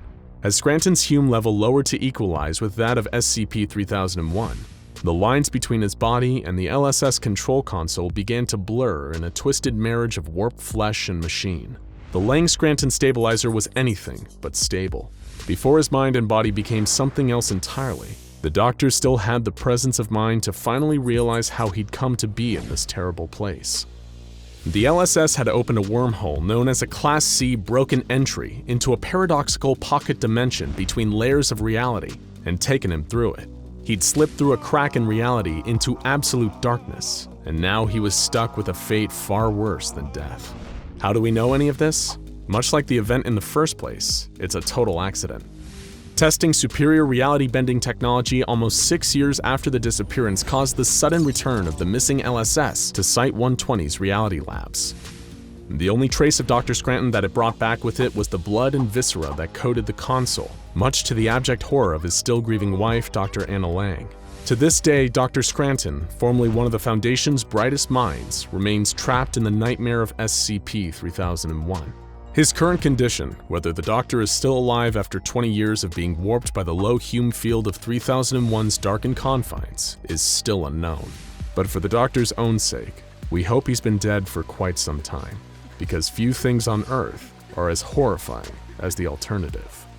The first thing that tips the Foundation off to SCP-087's presence were the reports of numerous unexplained disappearances on campus. There were plenty of rumors about what might be behind them, but field agents suspected that the true source of the vanishing would be something beyond civilian imagination. All anyone knew for sure was that everyone who had gone missing was last seen in a certain administrative building on the university grounds, and that the disappearances only seemed to happen when the elevator was out. The campus was soon flooded with Foundation agents, creating a barrier around the administrative building and the presumed habitat of SCP-087. Nobody else could get in, and hopefully whatever was inside couldn't get out. One of the Foundation's lead scientists was flown in to consult on the investigation. What could have been behind those students disappearing? The doctor's preliminary interviews with university staff who worked in the building yielded some interesting details. Strange noises, like banging and even a faint, shrill crying, would be heard from a door that led to a no longer used stairway in hallway 3B. Staff in the building had no reason to ever take these stairs, especially considering how many of them reported a strange sense of unease when just standing outside the dorm. The only reason someone might take those stairs is due to elevator malfunctions. In that instant, the doctor had put it all together. The staff they interviewed had their memory wiped with amnestics, special chemicals used by the Foundation with the power to delete human memories. The Foundation only used them for staff or civilians who had confirmed contact with an SCP, and the doctor knew that they had a live one on their hands. The staircase. There was something terribly wrong with that staircase, and it was the SCP Foundation's job to find out what, before it made anybody else disappear. This is the story of SCP-087, otherwise known as the Endless Staircase, and the 3 doomed journeys down into its murky depths. The doctor was more than eager to begin research into the staircase and its frightening, anomalous properties. After all, you don't claw your way up to being one of the Foundation's key researchers without being brave, and perhaps just a little bit deranged. As was standard, once a perimeter was secured around the staircase, the good doctor requested a selection of D-Class personnel for testing. For those not in the know, D-Class is the Foundation's polite way of saying cannon fodder.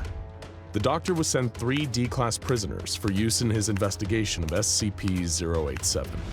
The first, D-8432, was, according to official documentation on the incident, a 43-year-old male of average build and appearance and unremarkable psychological background. This man once worked for the Foundation in a more official capacity, but he was given the often deadly demotion to D-Class due to a dangerous mistake handling SCP-682 that led to the deaths of several other agents. Now, it looked like it would be his turn.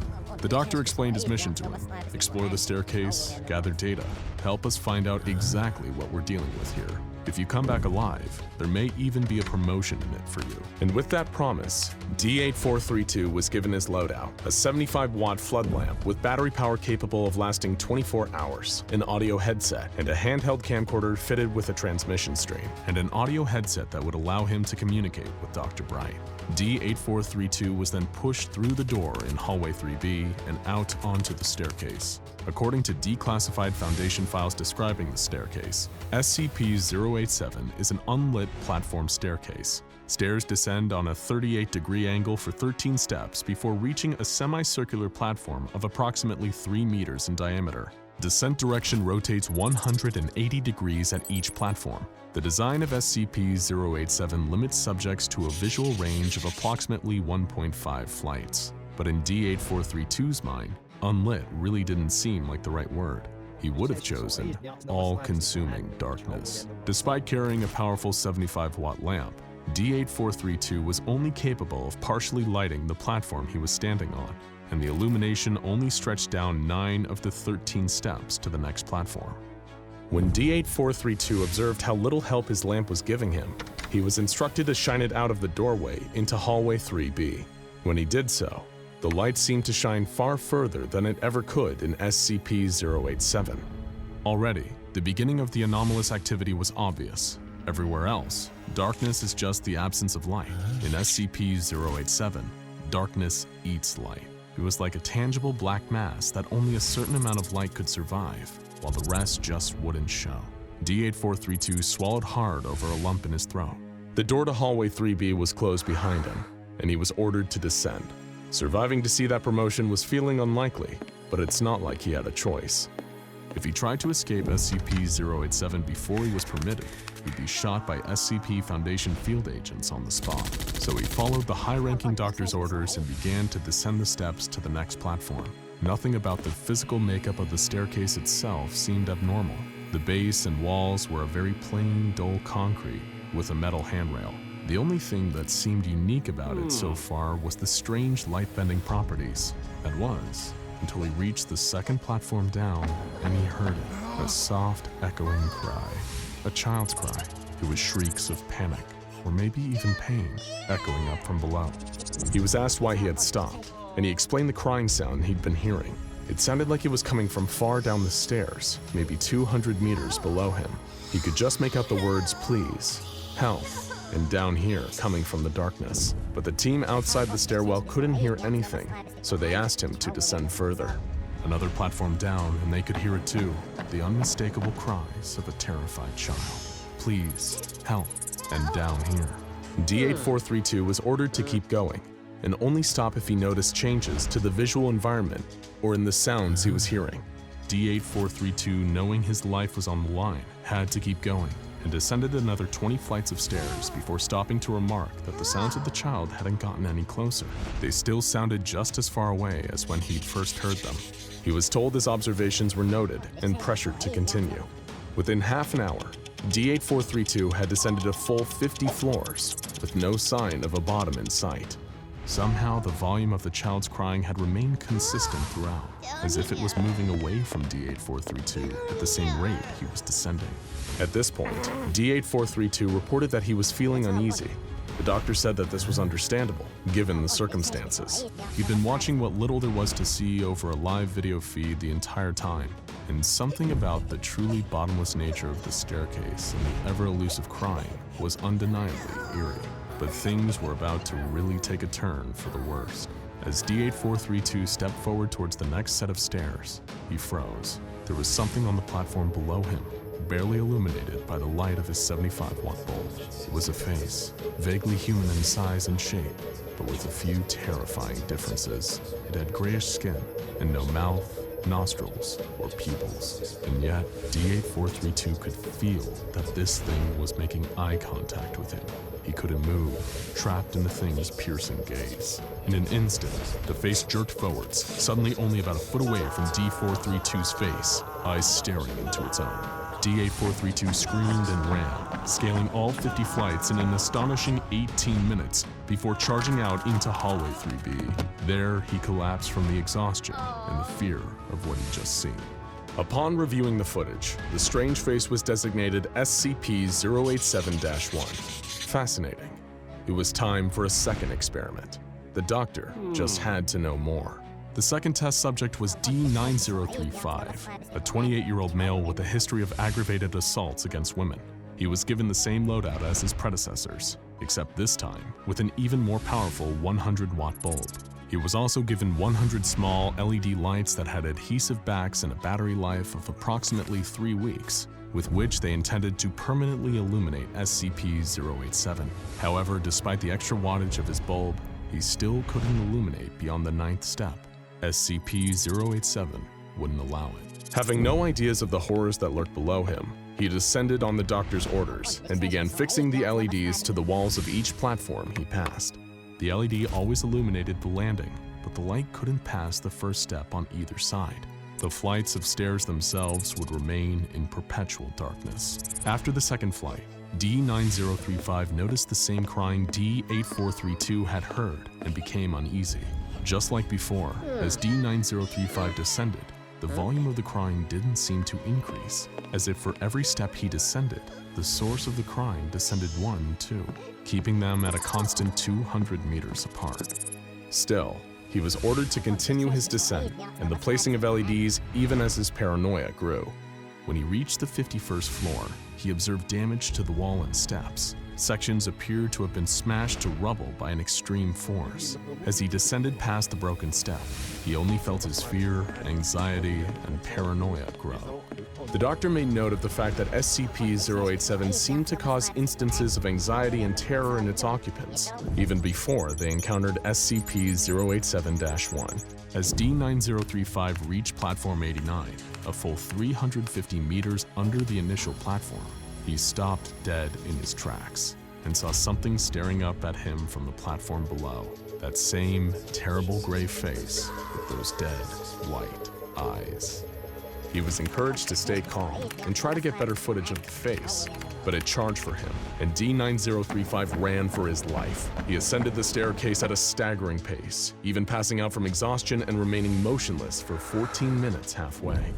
When D-9035 finally gathered the strength to get up, he scrambled back to hallway 3B and fell into a state of catatonia. He remains unresponsive to all external stimuli to this day, just staring off into the distance with a haunted expression, almost like he's still there in the hallway. The doctor wanted to conduct one more test before he ordered SCP-087 shut off from the world forever, and it was the most terrifying of all. The final subject was D-9884, a 23-year-old woman with a history of depression and use of excessive force. The doctor had hoped that D-9884 would travel the deepest yet, and so he gave her the additional supplies of a backpack containing 3.75 liters of water, 15 nutrient bars, and 1 thermal blanket. As far as the Foundation was concerned, she was in this for the long haul, but none of them had any idea quite how right they were. When D-9884 entered SCP-087, all the lights from the previous expedition had disappeared. Still, she was ordered to go deeper.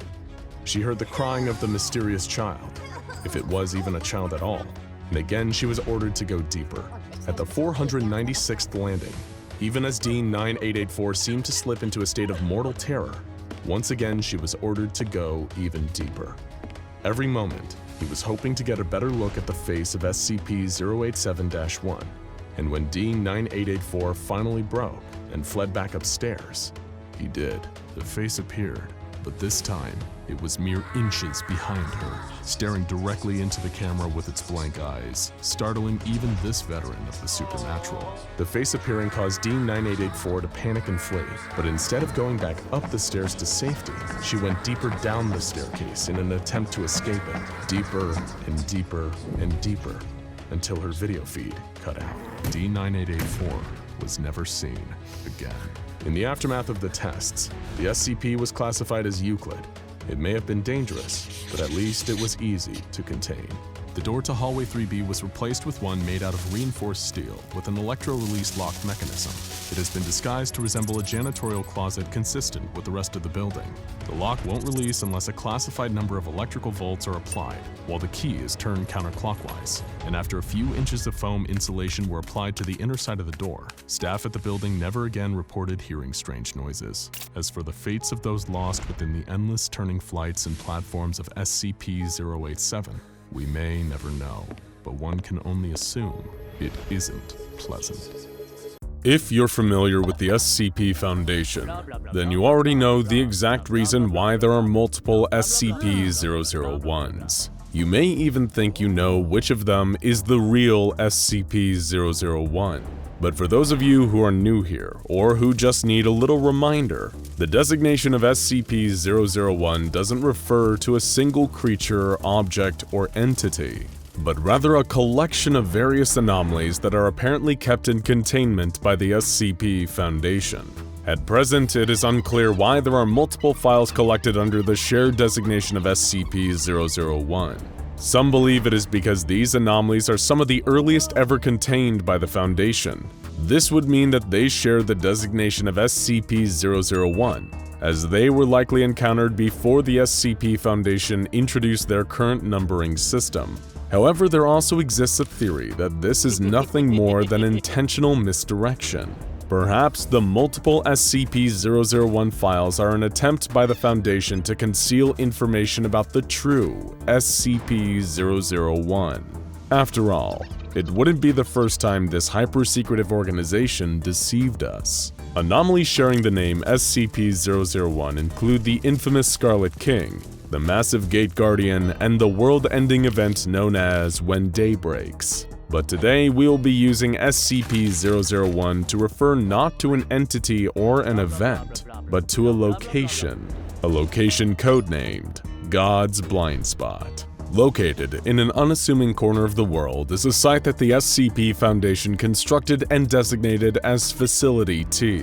According to their archive, it's a largely unremarkable place, situated at a spot on the Sinai Peninsula, which is a part of Egypt that forms a bridge between the continents of Africa and Asia. In the 18th century, archaeologists excavating the area uncovered the remains of a stone structure believed to be an inn that dates back to the 2nd millennium BC. However, since the construction of Facility T, any trace of this structure has since disappeared. So, what makes this unremarkable site so important to the SCP Foundation? Why establish a facility if there was nothing anomalous about its nature? What distinguishes this SCP-001 site in the eyes of the Foundation is the area's profound lack of any ambient Akiva radiation. But what is Akiva radiation?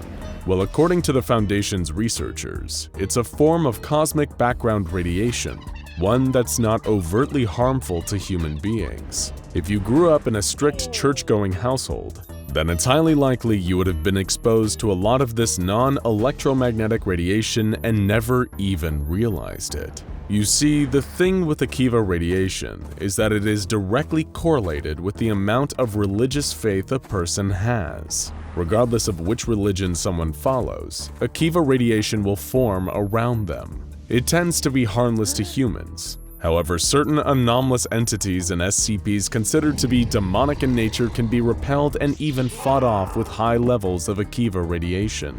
The presence of other powerful anomalies, those considered more benign or even holy, can also create an increase in this radiation. SCP-001 has earned the nickname God's Blind Spot for a number of reasons. One being that it is the only place on Earth with a natural absence of this Akiva radiation. The Foundation has conducted experiments that involve bringing sources known to emit Akiva radiation into the area of SCP-001, but when they measured, no change in radiation levels was detected, meaning that the space around Facility T does not actively block Akiva radiation from entering it, but also cannot absorb or retain this religious radiation. It might be more accurate to say that the location destroys any trace of residual Akiva without damaging the source. A lack of faith-fueled radiation is far from the only anomalous property of SCP-001 though. During a number of tests involving D-Class personnel, the Foundation witnessed that, while in the area, it also becomes impossible for the death of any human being to occur, a discovery that obviously needed to be researched further. The first test involved a healthy human male who was left in a containment cell on the SCP-001 site and observed. He had no supplies, no food, no water, yet over 120 days this man stayed alive, never succumbing to starvation or dehydration. Next, a female member of D-Class was exposed to a lethal dose of cyanide gas within Facility T, and suffered none of the expected effects. Foundation researchers then repeated this cyanide gas test using 30 common brown rats, all of which were killed, proving that it was only humans that couldn't be killed while within SCP-001. God's Blind Spot seems to also be able to slow or halt the effects of terminal illnesses, as proven when a D-Class with stage 4 cancer was brought into SCP-001. Despite her prognosis stating that she would be dead imminently, the woman survived in the area for almost 800 days. Her cancer symptoms never advanced, and she only died after finally leaving the area of SCP-001. There are limitations to this anomalous effect though.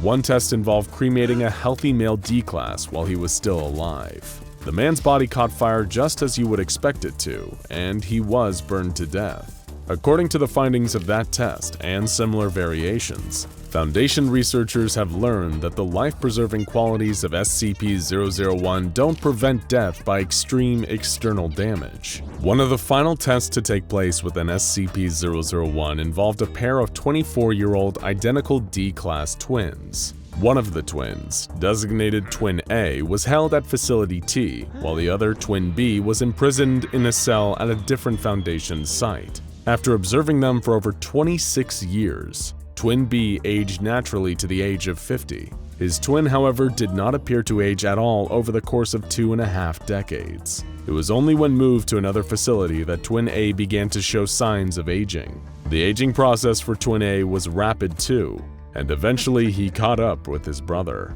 Being a benign, non-threatening anomaly, the Foundation has been more than happy to use God's blind spot to their own advantage. Facility T was specifically established on this site to house the headquarters of the O5 Council, the overseers of the entire SCP Foundation. It's hardly surprising that the Overseer Council would want to set up shop here. After all, it's the one spot on planet Earth where no human being can ever die of natural causes, and will not age for the duration of their stay. Of course, this locked the O5 Council to one location, but what if they could replicate the effects of SCP-001 elsewhere? Of course, this is what the SCP Foundation attempted, following their research into God's blind spot. The Foundation's own Dr. Marvin Scranton attempted to artificially recreate the area's anomalous effects somewhere else. His hope was, by generating a vacuum of IKEA radiation, that a second instance of SCP-001 would occur at a location of his choosing. Or, as his assistant Bertrand put it, they planned to build a box and then push God out of it. As it turned out, God had other plans. Dr. Scranton quickly realized the hubris of his scheme. The IKEA radiation in the selected area rapidly dropped to 0, just as planned. But then something unexpected happened. Scranton detected an increase in Humes. These are essentially parts of the fabric of reality and are what's often disrupted by reality-bending SCPs. Something had come into our world thanks to the O5 Council's attempt to recreate SCP-001. Something impossible for the Foundation to measure or observe. In other words, Scranton had no idea what he unleashed or where it went. Following this incident, the O5 Council realized a worrying increase in the anomalous incidents they were encountering. Whether or not this came as a direct result of their meddling with the fabric of the universe was unclear, but it forced the Council to reconsider the focus and direction of the entire SCP Foundation.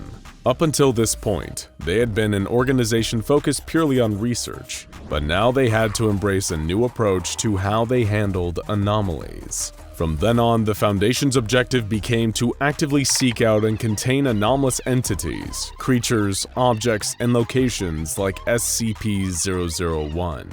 Rather than just observing these phenomena for study, they would secure, contain, and protect. The final portion of SCP-001's file is a memorandum detailing an arrangement between the O5 Council and an unknown counterparty. In the document, someone named Sheldon Katz set out revised terms for the Foundation's continued use of Facility T.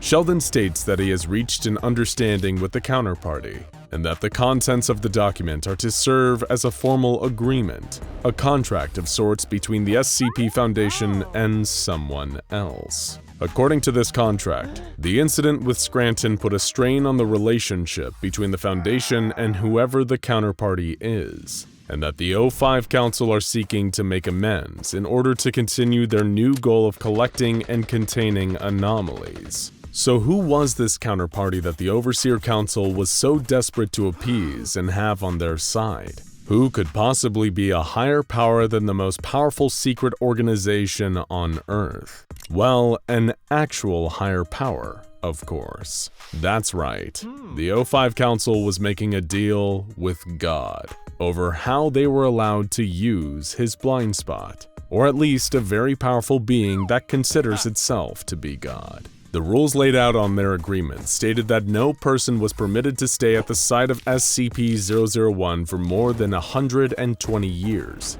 including members of the O5 Council, along with other members of Foundation staff, management, researchers, security personnel, and test subjects. Additionally, the SCP Foundation's Ethics Committee was required to annually report any and all of the O5 Council's decisions to God. For his own part, God was restricted from smiting or exacting his terrible wrath upon any member of Foundation personnel.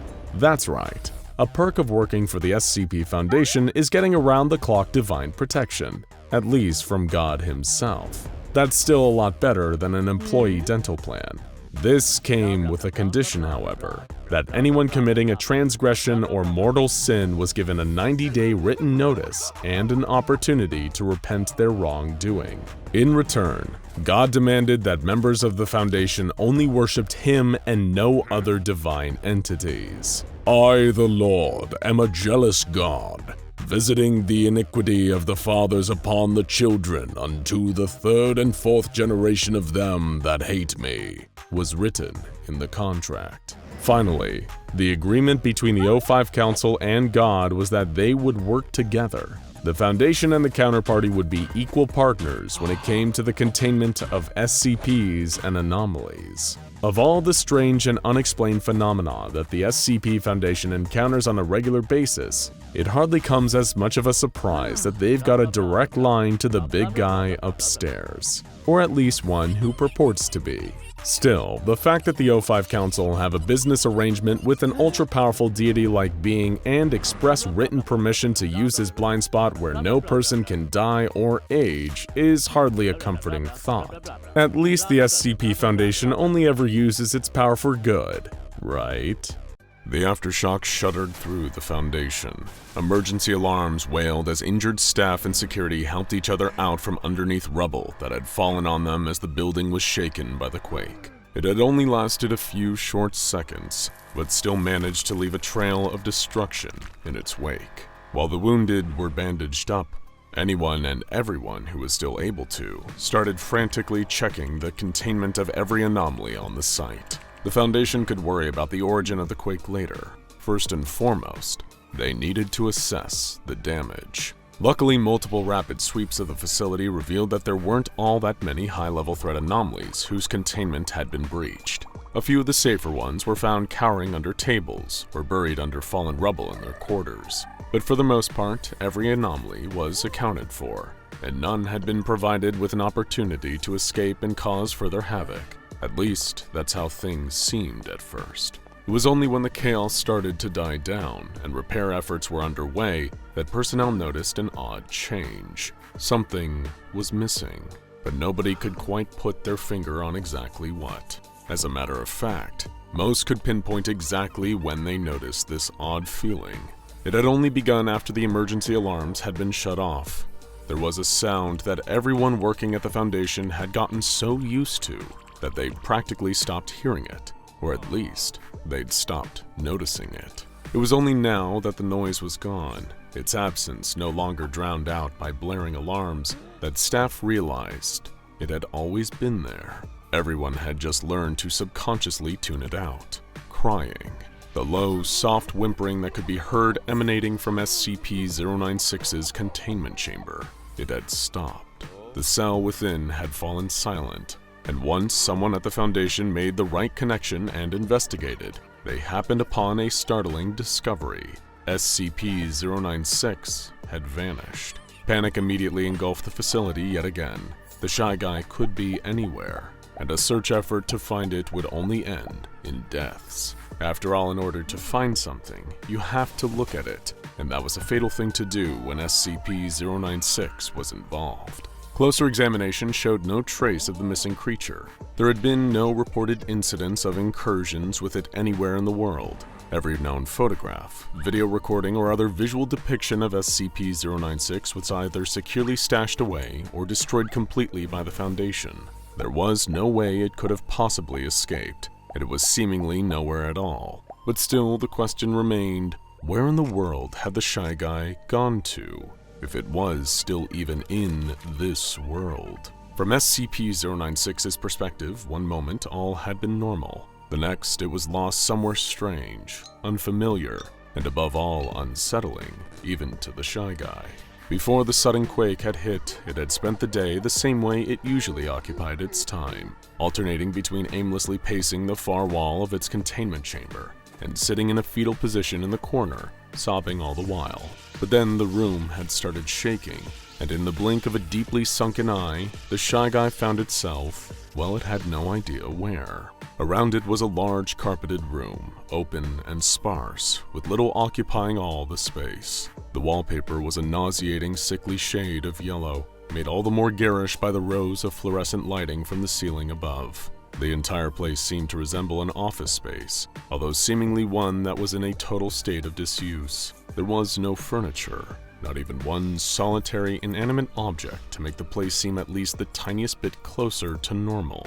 Little was SCP-096 aware. It had somehow been transported to a strange and terrible place, the Backrooms. Unless someone remains wary and ever vigilant, they can unknowingly slip their way out of reality. It can happen anywhere. All that a person needs to do is be in the wrong place at the wrong time, and they will no-clip into the Backrooms. All around SCP-096 was the stench of old, wet carpet, and a labyrinth of uninhabited rooms with the same drab yellow walls, the endless buzz of the fluorescent lights stretching out for who knows how many square miles of empty rooms. In short, the Shy Guy was trapped in a purgatory-like nightmare. However, there was at least one small mercy for SCP-096 as it wandered around its new surroundings. There was nobody else around, no other signs of life, no SCP Foundation, no ordinary human beings, no one who could see it. Here in the solitary confinement of the Backrooms, SCP-096 could not be perceived, and yet this brought the self-conscious creature very little in the way of comfort. Despite being completely alone, there was an awful lingering feeling that hung in the air like the smell of the old carpet underfoot. SCP-096 still felt like it was being watched, and yet if someone or something really was watching, it wasn't triggering the Shy Guy's usual rage state. As it lurked through the various rooms and corridors, the creature kept expecting to find someone, to look them in the eye directly and get the same inescapable urge to race towards its observer and kill them. But it never came, because there was nobody else around, at least for a little while. Adam Jenkins had been out riding his bike when it happened. Pushing one pedal around, then the other, he gradually climbed higher up the slope of a hill. His house was down at the bottom of the other side, and Adam knew once he reached the peak, he could slip nice and easily down the rest of the way. As long as he was careful not to let the extra momentum carry his bike too far and too fast, he just had to keep in control and gently compress the brake if he needed to. He made the same journey every day. Nothing could go wrong. Sure enough, Adam reached the top of the hill and allowed the bike to slowly tip ever so slightly over the other side.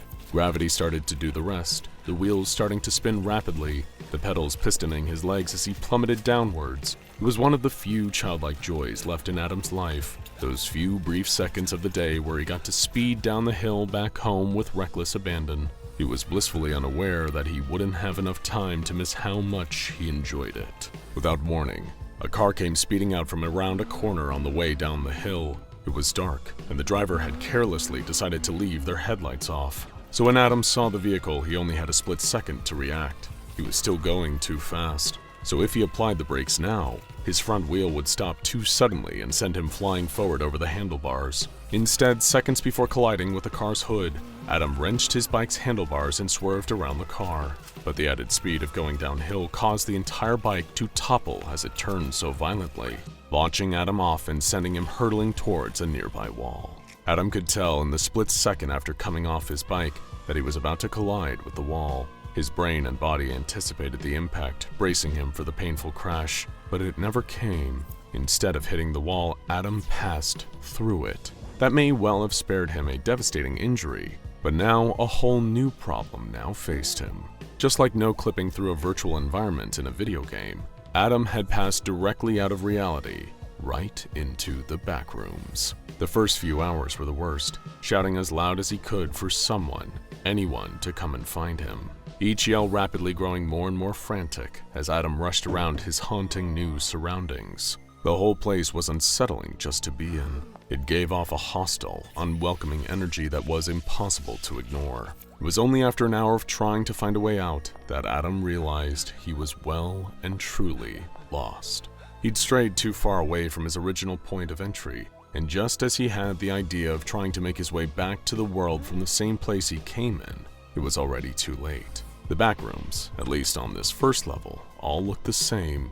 No two rooms were distinct enough for him to figure out if this was somewhere he'd been before, or an entirely new area. It didn't take long for an overwhelming sense of hopelessness to set in. Adam had quickly given up calling for help. There was no sign of anyone around that would be able to help him until the shuffling of footsteps came from nearby. It was such a noticeable break in the dull, unsettling quiet of the backrooms that it made Adam's ears prick up. The yellow-hued maze had been so void of life since he had arrived, so unnaturally empty, that he wasn't entirely sure he had made the sound himself by his jacket brushing up against the wall. But no, there was definitely something here with him. He could hear it wandering nearby, and it had certainly heard him too. Calling out yet again with more caution in his tone, Adam Jenkins turned the next corner, met with yet another dingy yellow corridor. Although, unlike the others, this one had a key difference. SCP-096 stood right in the middle of it. The split second that Adam's eyes fell over the shy guy, it was already too late. He barely had time to process the sight of the creature, its tall, humanoid shape, wiry, thin, and pale skin, jaw hanging unnaturally wide. In fact, SCP-096 dashed towards Adam so quickly that he couldn't even finish his startled scream. Meanwhile, back at the SCP Foundation, efforts were still underway to retrieve the shy guy.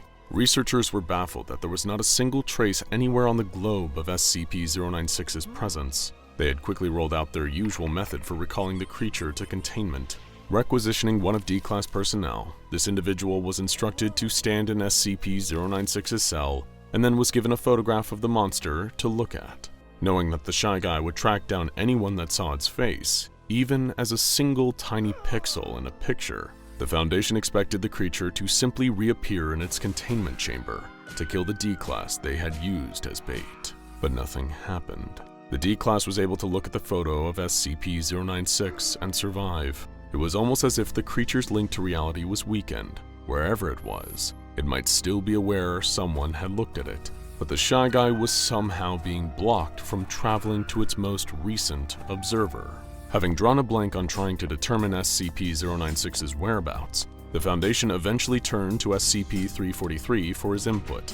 Naturally, the powerful reality vendor was reluctant as ever to get involved. The Foundation insisted, knowing that SCP-343's omniscience meant he would already be aware of where they could find the missing shy guy. He refused multiple times, admitting he did have the answer they were looking for, but not wishing to divulge that information. Fine. SCP-343 sighed, coming to a compromise. I can't tell you exactly where 096 is, but when I tell you where to look for answers, you'll know. Async. The researchers were stunned into silence. Nobody in the Foundation had heard that name used in a long time, but SCP-343 was right. They knew exactly what it meant. Back in the 1980s, Async was another shadowy organization that had been investigating the existence of a liminal space connected to reality, a place they had called the Backrooms. Gathering up a mobile task force, the SCP Foundation dispatched its agents to a site that had long since been abandoned. They'd kept a watchful eye over the disused lab, keeping the public away, making sure nobody stumbled in by accident and got trapped. As the MTF commander gave the word, the outdated 80s technology was fired up, and Async's great achievement was reactivated. They had constructed a portal into the Backrooms. Moving information, the MTF operatives filed into the empty yellow space, unsure if they'd find SCP-096 alive, or if it would even want to come back. Meanwhile, in the Backrooms Level 0, only the shy guy remained. Having completely annihilated poor, unfortunate Adam, he was enjoying the solitude once again, knowing that now nobody was here to see him, until one wrong step changed everything. He no-clipped from Level 0 to Level 1, where he would have a lot more company.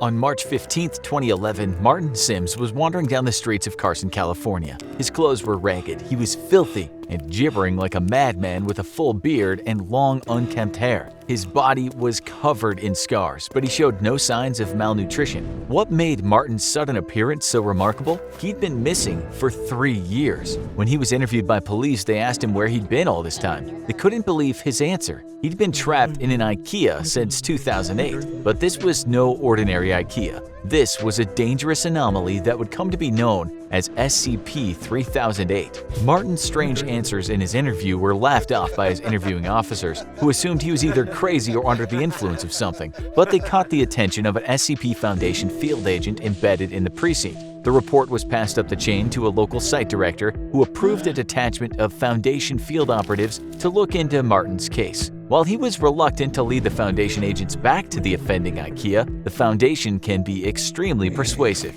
His screams of "Please, I'm begging you, don't take me back, don't make me go back," were noted but ultimately disregarded. When the SCP Foundation had triangulated the position of SCP-3008, which was indeed an active IKEA, the entire retail zone was closed and barricaded under the pretense of a severe black mold infestation. Armed Foundation personnel also arrived on the site shortly after, based on Martin's vague statements that there were creatures of some kind inside. Due to his deteriorating mental health, Martin was unable to provide a great deal of lucid information on the specific traits of SCP-3008. But one phrase he kept repeating was "bigger on the inside." Once researchers were satisfied that Martin had delivered all the pertinent information he was able to, he was administered Foundation amnestics to erase his memory of the last 3 years and return to his family. A cover story was formulated. Martin had been kidnapped and abused for 3 years by a mentally unbalanced stalker in downtown Carson. He'd been able to escape as said stalker took his own life out of guilt, a suicide that the Foundation expertly fabricated to make their cover story airtight.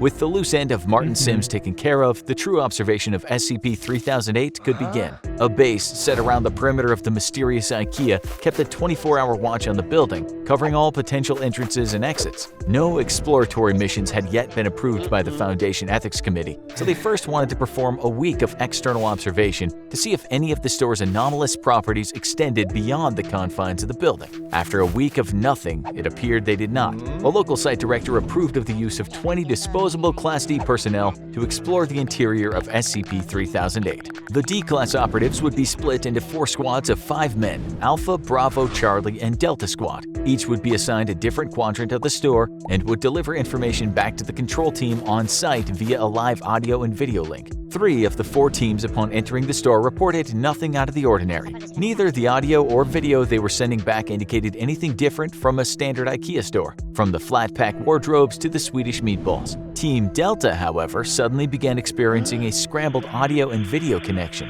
Shortly after, communication with Team Delta dropped off entirely. They disappeared somewhere inside the store and haven't been seen since, with one notable exception. After the disappearance and the extraction of teams, Foundation researchers classified SCP-3008 as Euclid because its anomalous properties were at least confined to the interior of the store, and even then seemingly not the entire interior. The anomalous area within SCP-3008 became known as SCP-3008-1, and containment appeared to be 100% secure. There was no telling how many people had already gone missing in the store over the years, but the disappearances must be stopped. The Foundation maintained constant surveillance around the perimeter of SCP-3008, but it appeared they could prevent any further incidents by simply preventing other civilians from accessing the IKEA store. Martin's ravings about monsters were assumed to just be the product of delirium, until a surviving member of Delta Team suddenly reappeared. The date was November 3rd, 2011. It was a cold night, a few hours after what would have been closing time if the store were still active, and 7 months after the extraction teams had disappeared somewhere in the confines of SCP-3008. There had been no anomalous activity outside the store since the perimeter was first secured, and the Foundation researchers hadn't expected that to change,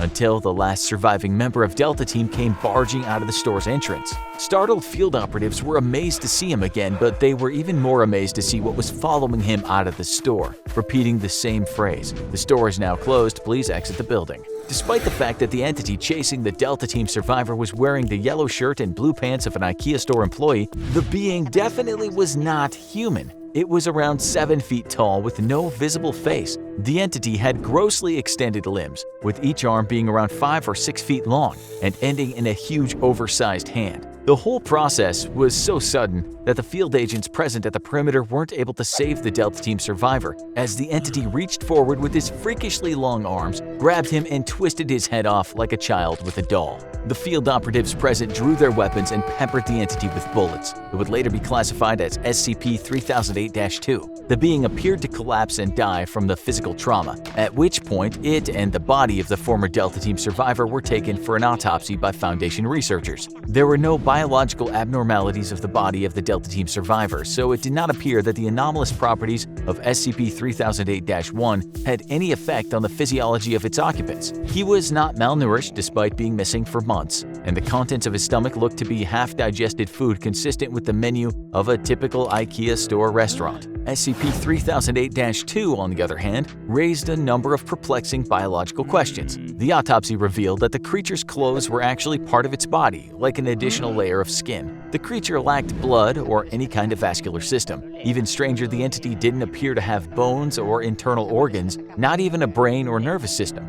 It was a being made entirely of skin all the way to its core. How it was able to move, or even live for that matter, remains a mystery. Though when you work for the SCP Foundation, you learn to accept that some things will always remain unexplained. One thing was certain though, Martin Sims was right about his monsters. After the incident with Delta Team, the Foundation deemed that sending manned explorations into the heart of SCP-3008 was too much of a liability, and planned a series of drone-based reconnaissance missions into the anomaly. The first of these drones experienced connection issues and failed when attempting to venture into the IKEA's anomalous zone. However, after a lengthy period of trial and error, the Foundation was able to establish a more secure connection with its drones, even when deep into the SCP-3008-1 anomalous zone. It was only then that some of the most extraordinary discoveries were made. SCP-3008-1 seemed to break the laws of spatial reality, as the area of the IKEA's interior was at least an order of magnitude larger than its exterior. Just as Martin Sims had said, it was bigger on the inside, but just how much bigger? The Foundation has yet to find evidence of any physical terminators within the store that might indicate SCP-3008-1 has an endpoint, while an area of at least 10 kilometers squared has been uncovered in SCP-3008-1. It could, in theory, be infinite. Laser rangefinder tests, which are normally very reliable, have only given inconclusive results. Interestingly, the anomalous area doesn't have any clear visual differences from the rest of the IKEA store, except that it extends forever. An individual trapped within the confines of SCP-3008-1 wouldn't even realize they've entered an anomalous zone until they tried to locate an exit and leave, at which point they'd find they were already hopelessly lost. The geography of SCP-3008-1 does at least appear to be consistent, so people trapped within are theoretically able to retrace their steps and escape if they haven't already ventured too deep.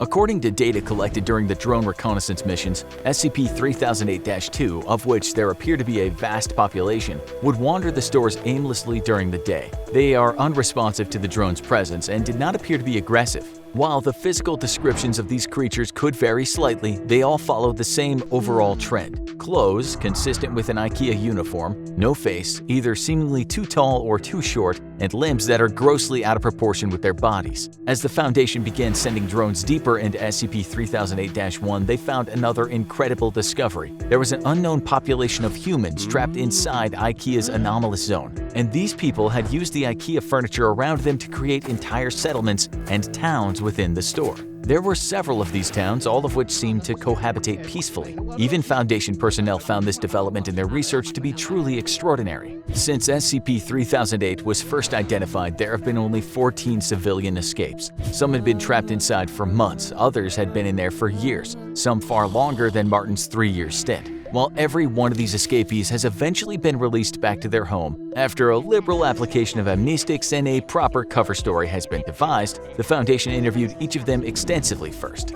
According to each of these escapees, the people trapped inside the IKEA have built an entirely new society across the various settlements. Contrary to the Lord of the Flies expectations of a group of people isolated and afraid, there's immense cooperation between the trapped civilians. The food in the several IKEA restaurants in SCP-3008-1 mysteriously replenishes while nobody's there, so there's no threat of starving, and the automatic turning on and off of the lights forms as a rudimentary kind of day and night cycle. Nighttime, however, is when things get dangerous, as the SCP-3008-2 entities, which are known to the people inside as the staff, become extremely hostile after dark. Aggressive hordes of the staff swarm the settlements at night, repeating, "This door is now closed, please exit the building." The civilians inside are usually able to repel these attacks with minimal casualties, but the constant war of attrition slowly wears down those inside. The bodies of the creatures also need to be removed from the area after each attack, as the presence of corpses or even parts of corpses has been known to heighten the ferocity of the next night's attack. During the day, the staff return to a docile and unresponsive state, though they'll still defend themselves violently if anyone dares to attack. Over the course of the interviews with the 14 escapees, Foundation researchers were able to answer another of their key questions. How had so many people gone missing in the store for so long without being noticed? But the answer they received only raised many more unsettling queries. According to the escapees, there were people inside the settlements that, despite being otherwise of entirely sound mind and standard intelligence, seemed to lack very common knowledge that even a child should know. For example, some of them weren't aware of the International Space Station orbiting the Earth, or stranger still, the existence of the Statue of Liberty. This led the researchers to a frightening conclusion. SCP-3008-1 may not only be a nexus point of multiple IKEA stores in our dimension, it could be connected to IKEAs in every dimension where IKEAs exist. While it only abducts a handful of people from each store over an extended period of time, it suddenly becomes clear how this SCP was able to trap so many people without detection over such a long period of time, which in turn led to an even more terrifying revelation. The SCP Foundation may not have SCP-3008-1 as contained as they thought. It might even be tucked away in an IKEA store somewhere near you, just waiting for you to visit. After all, there's always room for one more. Hello everyone. If you're a fan of SCP Explained, you'll know that we regularly post interesting questions in our community tab, asking for responses from you, our dear fans. These have ranged from questions about specific anomalies like SCP-096, or your suggestions on how we should actually kill SCP-682, the hard-to-destroy reptile. We've even asked you which anomalous powers you'd want to have and posed your questions directly to SCP-343, also known as God, and of course, the terrifying and infamous Scarlet King. But in our latest community question, asking you about hypothetical crossovers between the SCP Foundation and the weird wild multiverse of all fiction, you truly outdid yourself, with thousands upon thousands of responses. And we thought rather than just making one video selecting our favorites, we'd turn each of our favorites into whole videos. And how are we going to do that? That's where this wonderful state-of-the-art gizmo comes into play. You may remember the Anomatron 6000, our incredibly advanced artificial intelligence-driven supercomputer designed specifically to run simulations for the SCP Foundation. We fed this computer data from countless SCP Foundation experiments and cross-tests, and all the data from your suggestions. This will allow the fine folks at the SCP Foundation to explore any anomalous hypothetical without risking the lives of staff members or civilians. This brings us to our first simulation, suggested in a huge number of comments. Could SCP-682 be contained within the Backrooms? For those not in the know, the Backrooms is an internet urban legend that spiraled into a full-blown phenomenon. It's built on the premise that if you're not careful and enter certain specific circumstances, you can no-clip out of our reality and enter a terrifying multi-level alternate reality, where you're stalked by a variety of bizarre and frightening creatures. This could be a complete nightmare for your average person, but how would it play out if SCP-682, the endlessly angry, hard-to-destroy reptile, found its way inside? Also, for another Backrooms-related surprise, stick around until the end of the video. In the meantime though, let's boot up the Anomatron and test this new scenario. The worst had happened again. SCP-682 had busted out of containment during a cross-test and started making a beeline for the nearest populated area. Several helicopters containing heavily armed MTF New 7 Hammerdown members were in hot pursuit, attempting to slow the vicious reptile down with targeted sniper fire at its legs. But it seems that these efforts were all for naught. SCP-682 had already reached the defunct industrial district on the edge of a nearby city, and if the beast managed to actually reach a populated area, all hell would break loose. That's when they pulled out the heavy weaponry. Miniguns mounted to the helicopters unleashed a rain of hellfire down onto SCP-682. However, 682 managed to dodge most of the bullets and simply tank the rest. Command authorized the use of heavy ordnance, the helicopter's missile launchers. They'd pick up the pieces afterwards, once SCP-682 was back in containment. However, the reptile had plans of its own. It charged into a nearby abandoned chemical plant to avoid the gunfire from above. This was exactly what Hammerdown wanted. The helicopter circled around the chemical plant and unleashed a barrage of powerful incendiary missiles, blowing the plant to Kingdom Come, in hopes of dragging an incapacitated 682 out of the rubble afterwards. But when the smoke had cleared and only the rubble was left, 682 was nowhere to be seen. Even for the hardcore operatives of Hammerdown, this caused an anxiety spike. Had it tunneled into the ground? Had it adapted to the attack by turning invisible or getting tiny to escape? It'd done all these things before. Or after all the deranged attempts at putting SCP-682 in the ground, had some light firebombing killed the monster? Whatever the case, they need to search, in case SCP-682 popped up somewhere else and started causing havoc. If it was still alive, which it probably was, they couldn't rest on their laurels until they'd found it again. Meanwhile, SCP-682 woke up. It felt groggy and irritated, its body resting against an unpleasant, soggy carpet. It licked the carpet. The moisture had the distinct flavor of human spinal fluid, which 682 had tasted many times before. The sickly yellow walls and incessant buzzing from the fluorescent lights up above were nauseating, and it gave 682 a nagging headache. This only made 682's default emotion, blistering rage and hatred, even worse. It began walking around exploring this strange, spatial, anomalous environment. Was this more of that frustrating Foundation trickery? Another one of those puerile cross tests? The last thing 682 remembered was running at one of the walls in the chemical plant, a wall that, in hindsight, seemed darker than all the others. But rather than shattering through the brickwork, it was here now, in this strange, tacky lobby that never seemed to end. It was like a kaleidoscope of empty 1990s office kitsch. Endless, worthless yellow walls arranged like some labyrinthian, nonsensical maze leading nowhere and devoid of all life as SCP-682 wandered through it. And of course, SCP-682 found it disgusting. It was only on level 0, and already 682 hated the Backrooms just as much as it hated our dimension. Someone or something had to pay for the crime of inconveniencing it this way, and it would happily turn this whole dimension inside out just to find some beings to kill inside it. Yes, that would be great fun.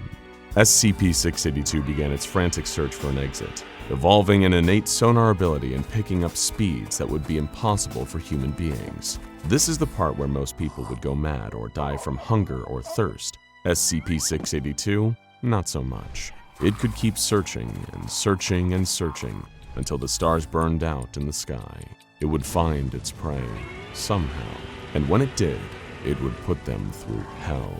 And as it turned out, this new universe rewarded 682's dog's stubbornness, because when it passed through a seemingly random hallway after hours of searching, it was in a different place entirely.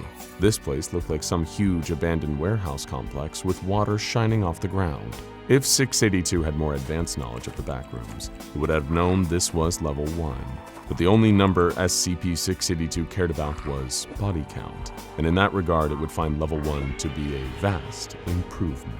Two groups of humans had established bases in this level of the Backrooms. The Major Explorer Group, a faction of professional Backrooms travelers who maintained their base alpha on this level, and the Backrooms Non-Aligned Trade Group, a commercial group whose primary base is an economic hub on this very level, a fortified city-like area with a population of 412, which would, a few hours after 682's appearance, be a population of 0. But before all of that, it felt like grabbing a bite at the diner.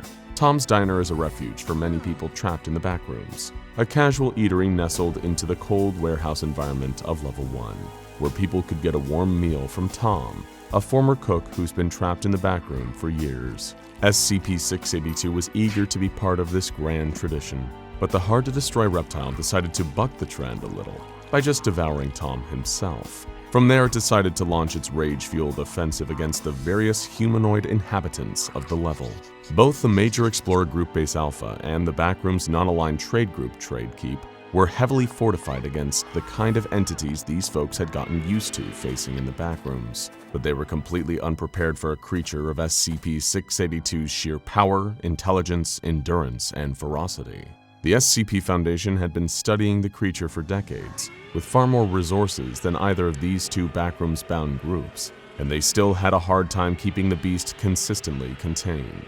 Sadly for the great bastion of human hope in the backrooms, SCP-682 swept through both outposts in a matter of hours, killing everyone there without an ounce of remorse. The only person there it took its time with was the final human being left in the decimated remains of the Major Explorers Group Base Alpha. It grabbed the man by the throat and squeezed, asking with its guttural, growling voice, Were you and your dead brethren allied with the SCP Foundation? Despite his fear, the Explorer told 682 that he had never heard of the SCP Foundation, nor did he know what kind of entity 682 was.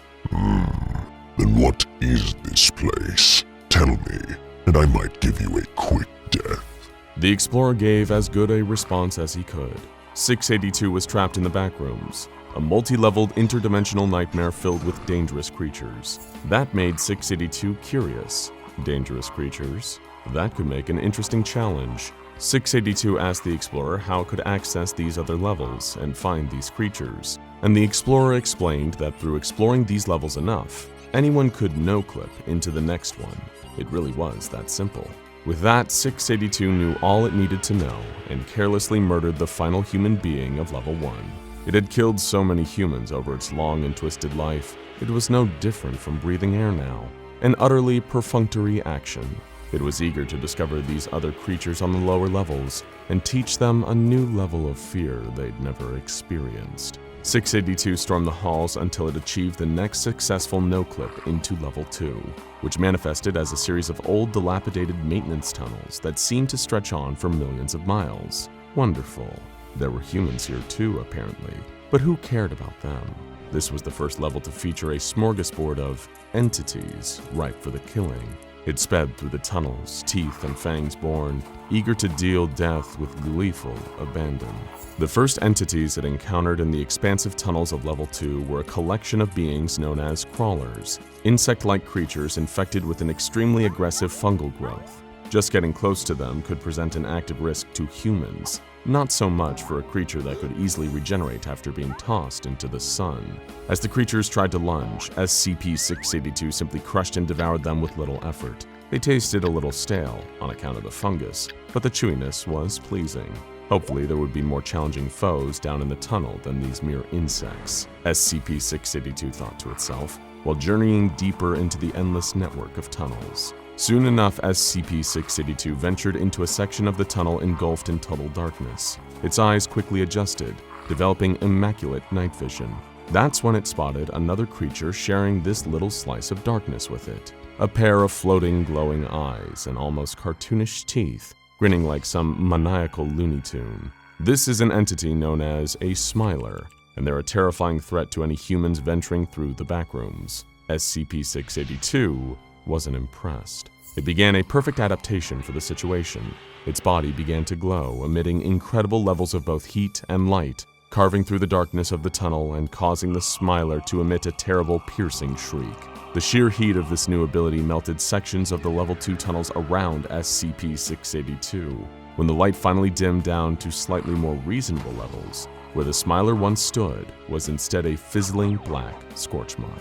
Another creature had painfully bitten the dust, and SCP-682 was starting to have some fun. It took off further down into the tunnels, looking forward to finding its next victim. Sadly for SCP-682, it wouldn't get to kill the next set of victims. A group of 4 child facelings, spooky, faceless little girls who like to cut apart their typical human victims with small objects, were waiting a little further down the pipe.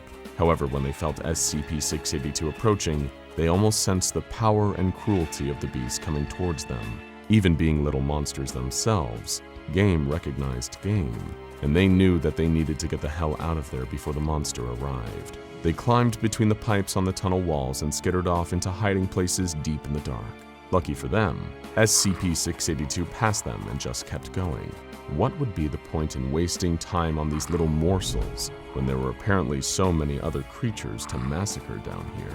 Next, SCP-682 came across a truly pathetic creature, something that the mighty reptile honestly felt a little embarrassed even interacting with. It was a creature known as a clump, a strange bundle of living limbs that will move at great speeds and attack its usually human targets. It tried to do the same to SCP-682, maniacally flailing its many twisted limbs. 682 killed it in a single stomp and moved on, feeling its own psychological equivalent of pity, but not that much of it. Not long after mercy killing the clump, SCP-682 came face to face with a series of hounds, mutant humanoids who travel on all fours, behaving in a wolf-like fashion. This would, of course, be the stuff of nightmares for your average human being, but would far more likely put a being like the hard-to-destroy reptile to sleep with sheer boredom. Humans acting like dogs. That makes them even more worthless, the creature thought, as it charged forwards and began tearing the group of hounds to shreds. Minutes later, it was splitting off into an adjoining tunnel, searching for more easy entertainment. But the deeper SCP-682 made its way into the bowels of Level 2, the more it approached a truly horrifying realization. The creatures it was slaughtering here were even more boring than the ones the SCP Foundation ceaselessly threw at it back on its native reality, or at least the reality where they'd contained it. Back in that world, it had faced giant flaming demigods with swords hotter than the sun.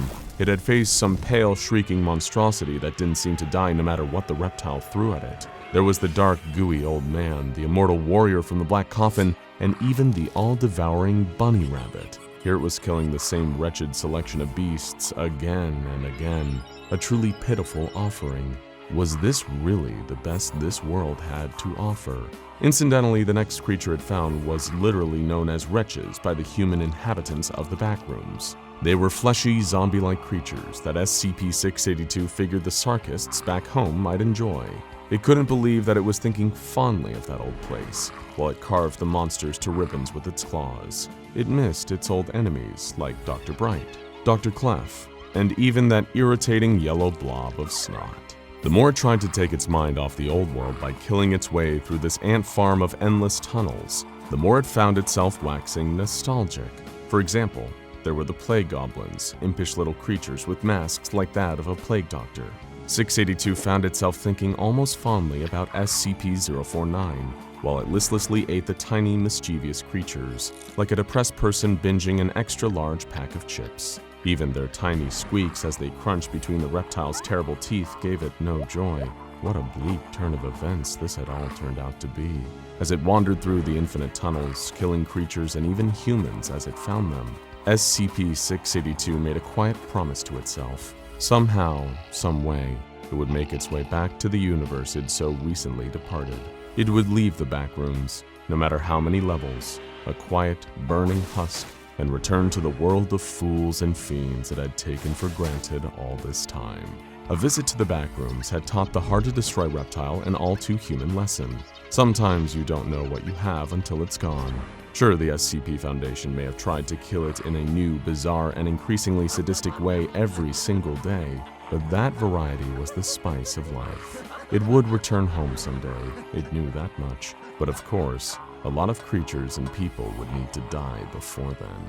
But if that's what it took, well, so be it. SCP-682 licked its dagger-like fangs and kept crawling.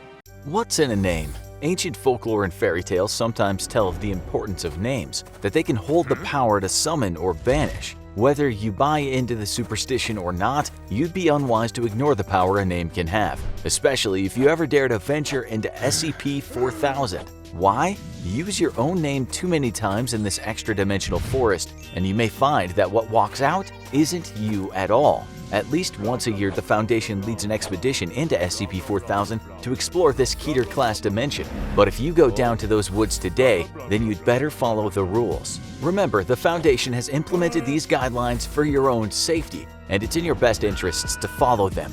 First and foremost, when referencing anything inside SCP-4000, be it a person, place, or thing, you cannot, under any circumstances, use names or titles. Communication is key when exploring SCP-4000, and making use of specific descriptors will deter any adverse effects on your journey. For example, you may want to refer to the location of SCP-4000 as the woods where you need to speak carefully, an apt description for such a place. Of course, there is a reason the Foundation doesn't provide a handy flashcard of alternative descriptors for any personnel taking part in the annual mission into SCP-4000. Nothing found there can be referred to with any consistent name, so it's perhaps advisable to look over a thesaurus and expand your vocabulary before visiting SCP-4000, as you'll need to come up with a lot of different ways to refer to the people and creatures around you. But don't worry, the Foundation will be able to train you how to properly refer to SCP-4000 in both written and verbal communication. In a similar vein, the second rule states that no personnel member should respond to their own name while in SCP-4000. Naturally, you and your fellow expedition team will not be alone in the forest you find yourselves in.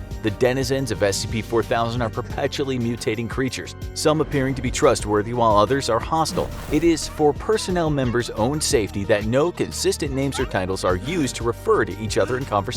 This has been known to cause personnel returning from SCP-4000 to experience vivid hallucinations, and in some instances has led to the appearances of creatures found in SCP-4000 in our world. Thirdly, when interacting with the life forms residing in SCP-4000, personnel are advised to accept any gifts that they're offered, but are warned to, under no circumstances, consume anything that is given to them while inside the forest. Finally, and above all, do not divulge any name, nickname, codename, alias, or any other personal designation when interacting with any native entities, and disregard any designator that an inhabitant of SCP-4000 attempts to assign to you. Personnel must, however, remain courteous in the presence of any native creature of SCP-4000 and treat these entities with respect and formality. Access to SCP-4000 can only be achieved by performing Procedure 4000 Halloway, a ritual requiring a steady flame in an indoor fireplace fueled by only organic kindling. Personnel are required to combine the powdered bones of one male lion, one male red fox, and a baleen whale, and cast these into the fire with a personal possession holding strong sentimental value to the staff member performing 4000 Halloway. Next, personnel are to add 3 feathers of a bird, such as a raven or crow, and must respond with the correct counterphrases once the fire begins to emit a voice. If these conditions are met and the correct response is given, Foundation personnel will gain access to the entry point of SCP-4000. If any error is made during the course of performing Procedure 4000 Halloway, then under no circumstances should this ritual be repeated. Staff are urged to apologize for any incorrect actions, then refrain from engaging in this procedure in the future. Should Procedure 4000 Halloway be completed successfully, Foundation personnel will find themselves arriving in the access point to SCP-4000,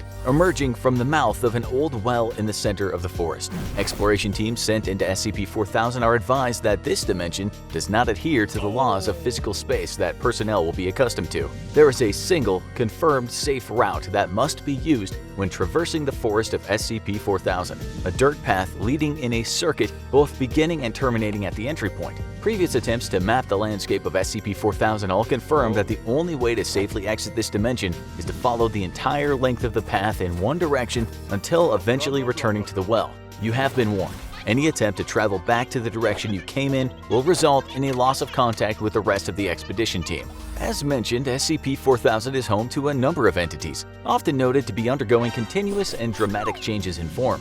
These physiological mutations appear to occur whenever these creatures are unobserved, making distinguishing between them difficult. When questioned about the exact nature of these changes, the inhabitants of SCP-4000 claim to have no control over them and express distress and dissatisfaction when said changes occur. Guidelines have been put in place by the Foundation regarding the interactions between personnel and creatures found in the forest, and adhering to the rules regarding the use of consistent names and titles remains vitally important.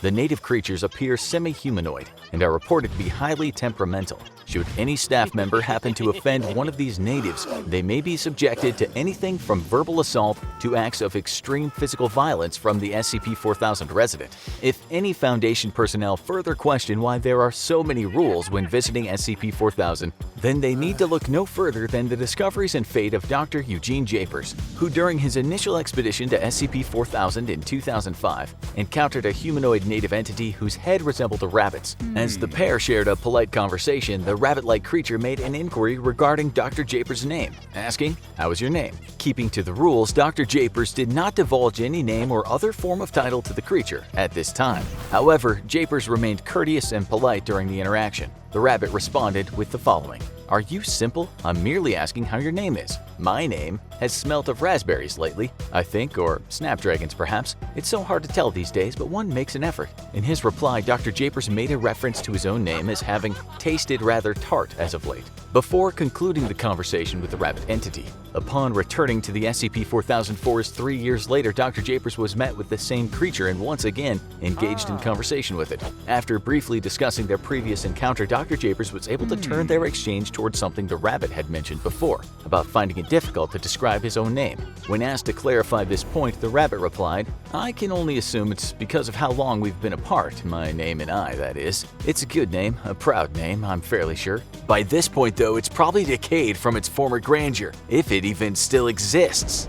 After this mention of its relationship with its own name, it should be noted that the rabbit referred to Dr. Japers by the title Fellow Scholar. The third and final encounter between Dr. Japers and this entity came in 2013 after the doctor was sent into SCP-4000 with instructions to conduct a more thorough interview with the subject. It was during their third conversation that the Rabbit Man revealed details of a long-forgotten war between human beings and the residents of SCP-4000. Apparently, these creatures, the Fae, do not originate from the forest in which they now reside, and according to the Rabbit Man's claims, were born in our world. "Much as it grieves me to say, we were betrayed," the rabbit explained. "We had fought side by side, in the war against that factory. We had done nothing but help them, and what did they do? They destroyed us. They took so many of our lives and all of our names. Some of us fled here when the war was just beginning, but not many.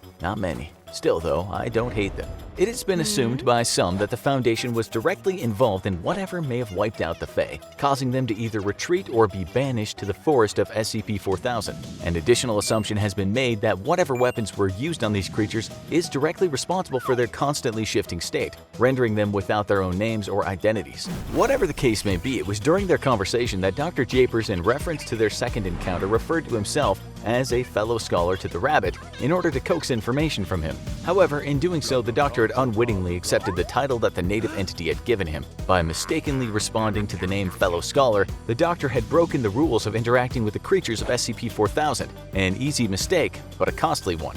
The doctor would later leave SCP-4000, traversing the safe path back to the well, and Dr. Japers vanished shortly after his exit from SCP-4000. His whereabouts are currently unknown. The Foundation has made several attempts to investigate his untimely disappearance, but to this day, he remains missing, and the fur left on the inside of his expedition gear displayed no strange properties. The single goal, it would seem, of the creatures residing in SCP-4000 is the theft of names. However, this naturally extends far beyond the Dimension's definition of identity theft. Though an unfortunate blunder, Dr. Japers allowed the friendly nature and demeanor of the rabbit entity to trick him into accepting the name Fellow Scholar. By giving Dr. Japers a name, the rabbit was free to steal not only his name but his very identity. While it is unclear how this transference is achieved by the creatures, it is due to the risk of this that the Foundation employs such strict rules for any research team tasked with traveling to the forest of SCP-4000. Make no mistake, names have more power than we realize, and this is evident in few places more so than SCP-4000,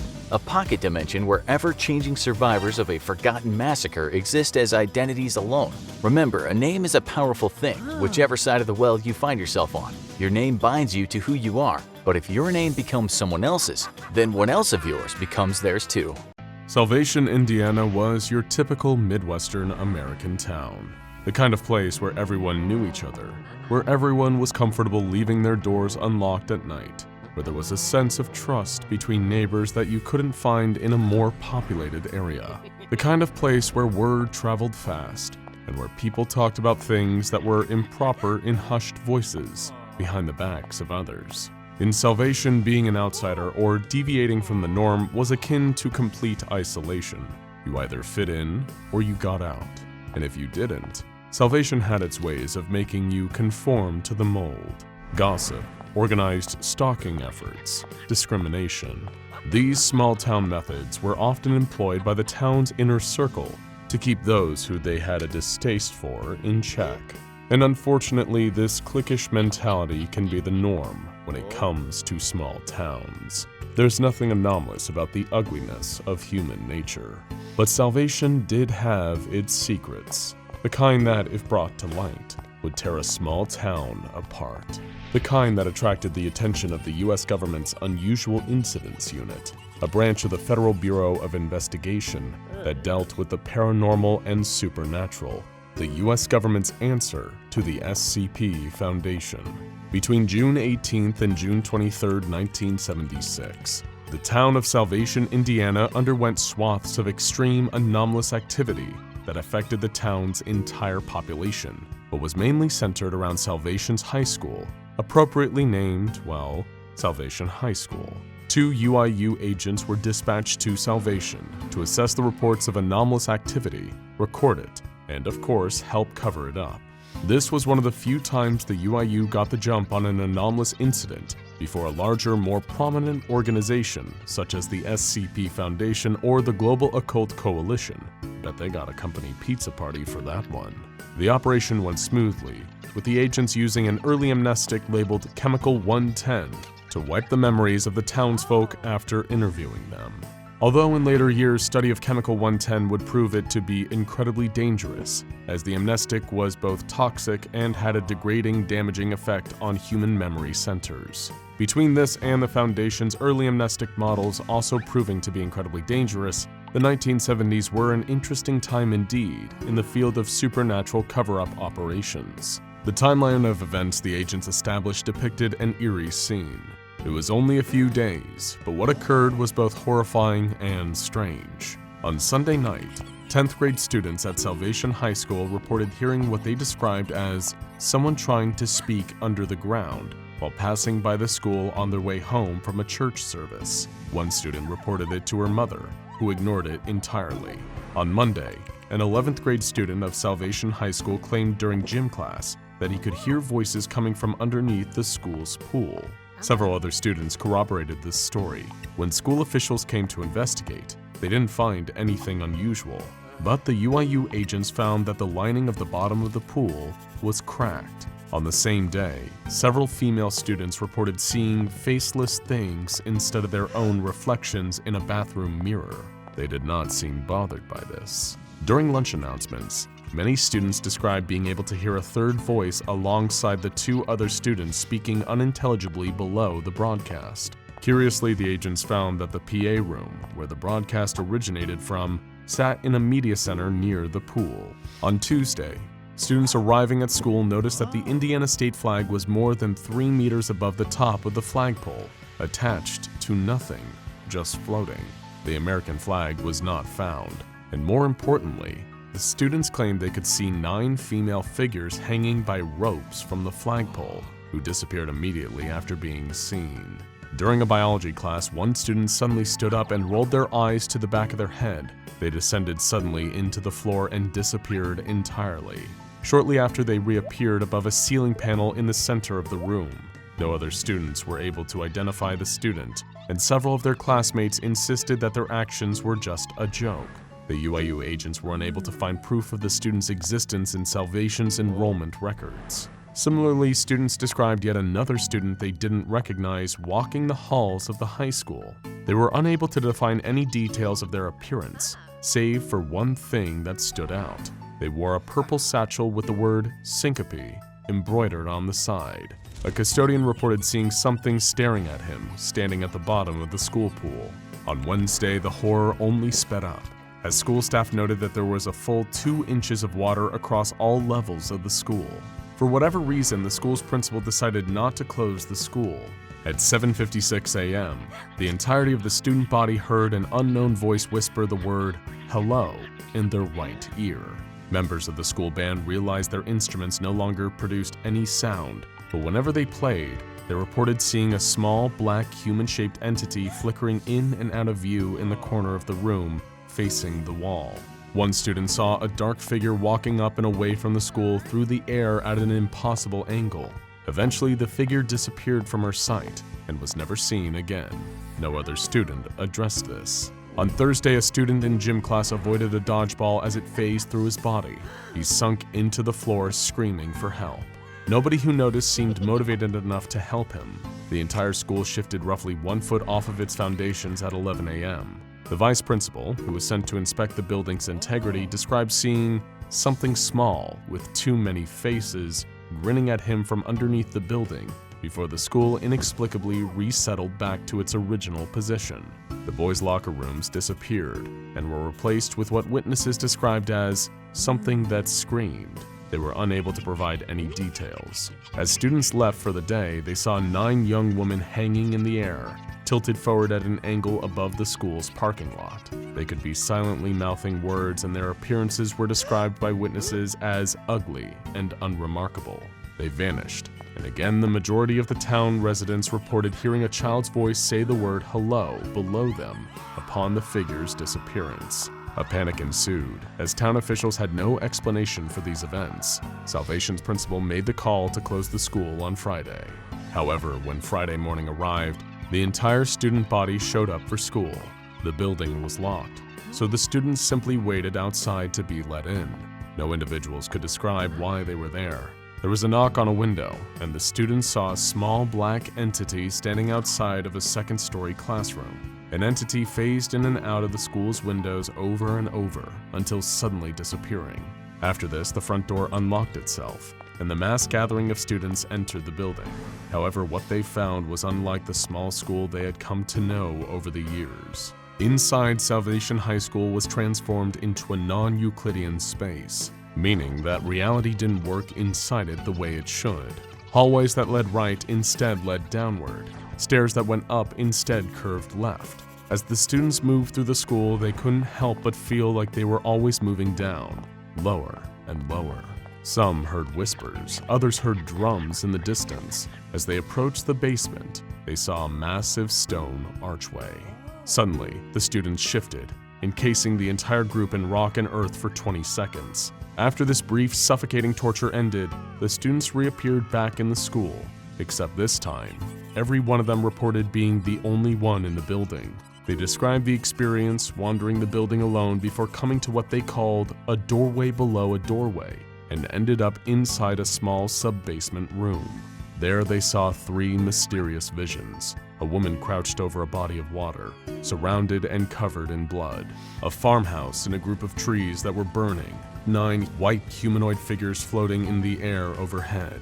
A weeping woman digging in a field until her hands began to rot and fall apart. When these visions subsided, the black entity reappeared again. It whispered hello, and the group of students were suddenly surrounded by 9 screaming female figures. After this, the students reappeared inside their own homes. It was at this point that the UIU began to enter the town to distribute amnestics to the subjects. More anomalous activity was recorded in rapid succession.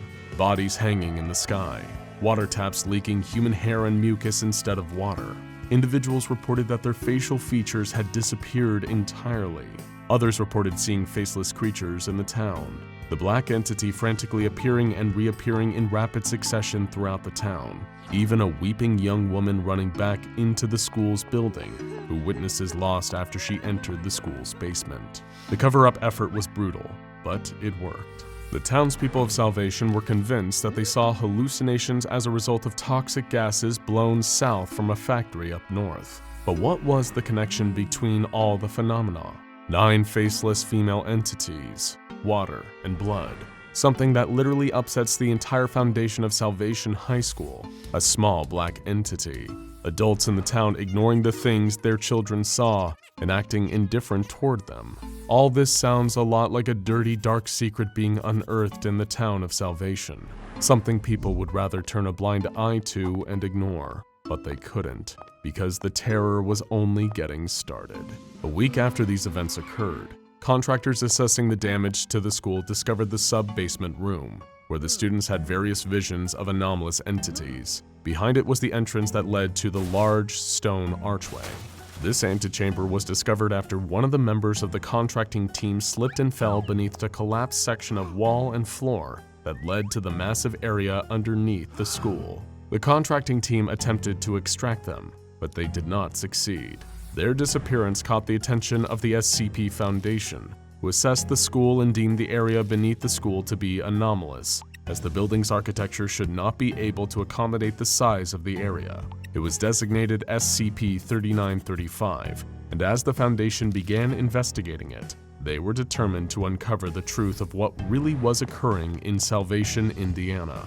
While exploring SCP-3935, they came across the stone archway, a piece of architecture whose origins are unknown.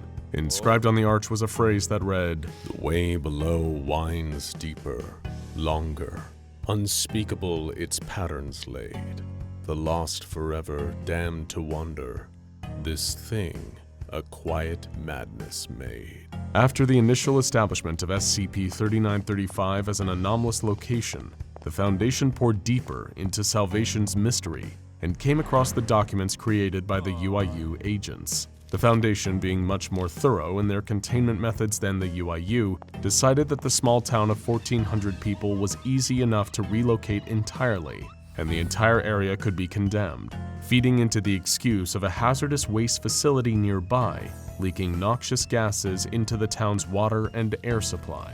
With the townsfolk successfully relocated, Salvation was quarantined and cut off from the rest of the world. Roads were removed and rerouted, and Foundation personnel turned over any trespassers to local authorities. Salvation High School became a hub for Foundation researchers studying SCP-3935 and the events that occurred in the town, and the building was heavily guarded when not in use by the organization. The initial exploration attempt into SCP-3935 was conducted by a team of Foundation agents, shortly after members of the contracting team were lost. There was a slight hope they could be recovered, and the effort was dubbed a search and rescue mission. 3 agents, Ellis, Porter, and Haskell, were tasked with entering SCP-3935, all equipped with recording equipment and a shoulder-mounted lamp system. They entered a cramped, narrow space beyond the archway, where the subterranean stone walls got tighter and tighter, and the air felt stuffy and uneasy. On the walls, images resembling a child's drawings were carved into the rock. As the teams continued to push through the rock tunnel, they found it difficult to breathe. The walls were getting narrower, too close for comfort. Suddenly, Porter's voice cut out, and his camera feed went black. When it came back, it appeared to be looking up at 2 sources of light, most likely the other 2 agents' lamps, as Porter fell from a great distance. His screaming was heard on both the cameras and by the other agents, but they couldn't figure out where he was. Ellis and Haskell began to panic, moving faster and attempting to struggle forward. The rock tunnel was so tight, so constraining, that they were unable to move more than a few steps in a second. After a short period of time, both men fell forward into a larger open space. As they searched for Porter, who wasn't behind them, they came to the conclusion that he must have fallen into a ravine or slipped beneath the rocks. There was no other explanation for how he disappeared so suddenly, but their talk was cut short when they realized what was in front of them. They hadn't noticed it at first, but when they turned their lamps forward, they noticed a gigantic structure, seemingly carved out of stone. It resembled Salvation High School almost perfectly. The main entrance was visible, and the windows too, a stone replica of the school, hidden in this massive underground area.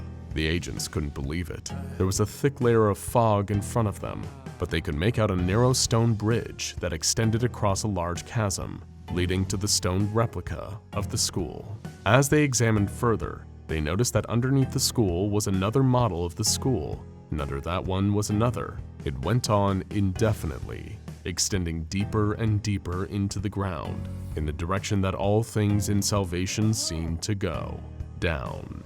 On the other side of the bridge, hanging mid-air, were 9 female entities, their faces obscured by long white hair. The 2 agents stood still in fear. After a short time, the figures appeared 10 meters backwards, and then another 10, and then they appeared right in front of the door of the stone school structure.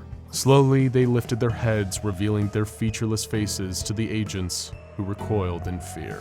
After that, they disappeared. The 2 agents debated going back for reinforcements, but they pushed onward after hearing the sudden sound of many voices speaking in hushed tones in the distance. It could have been the lost contractors, or their lost man, Porter. They entered the stone school and began searching.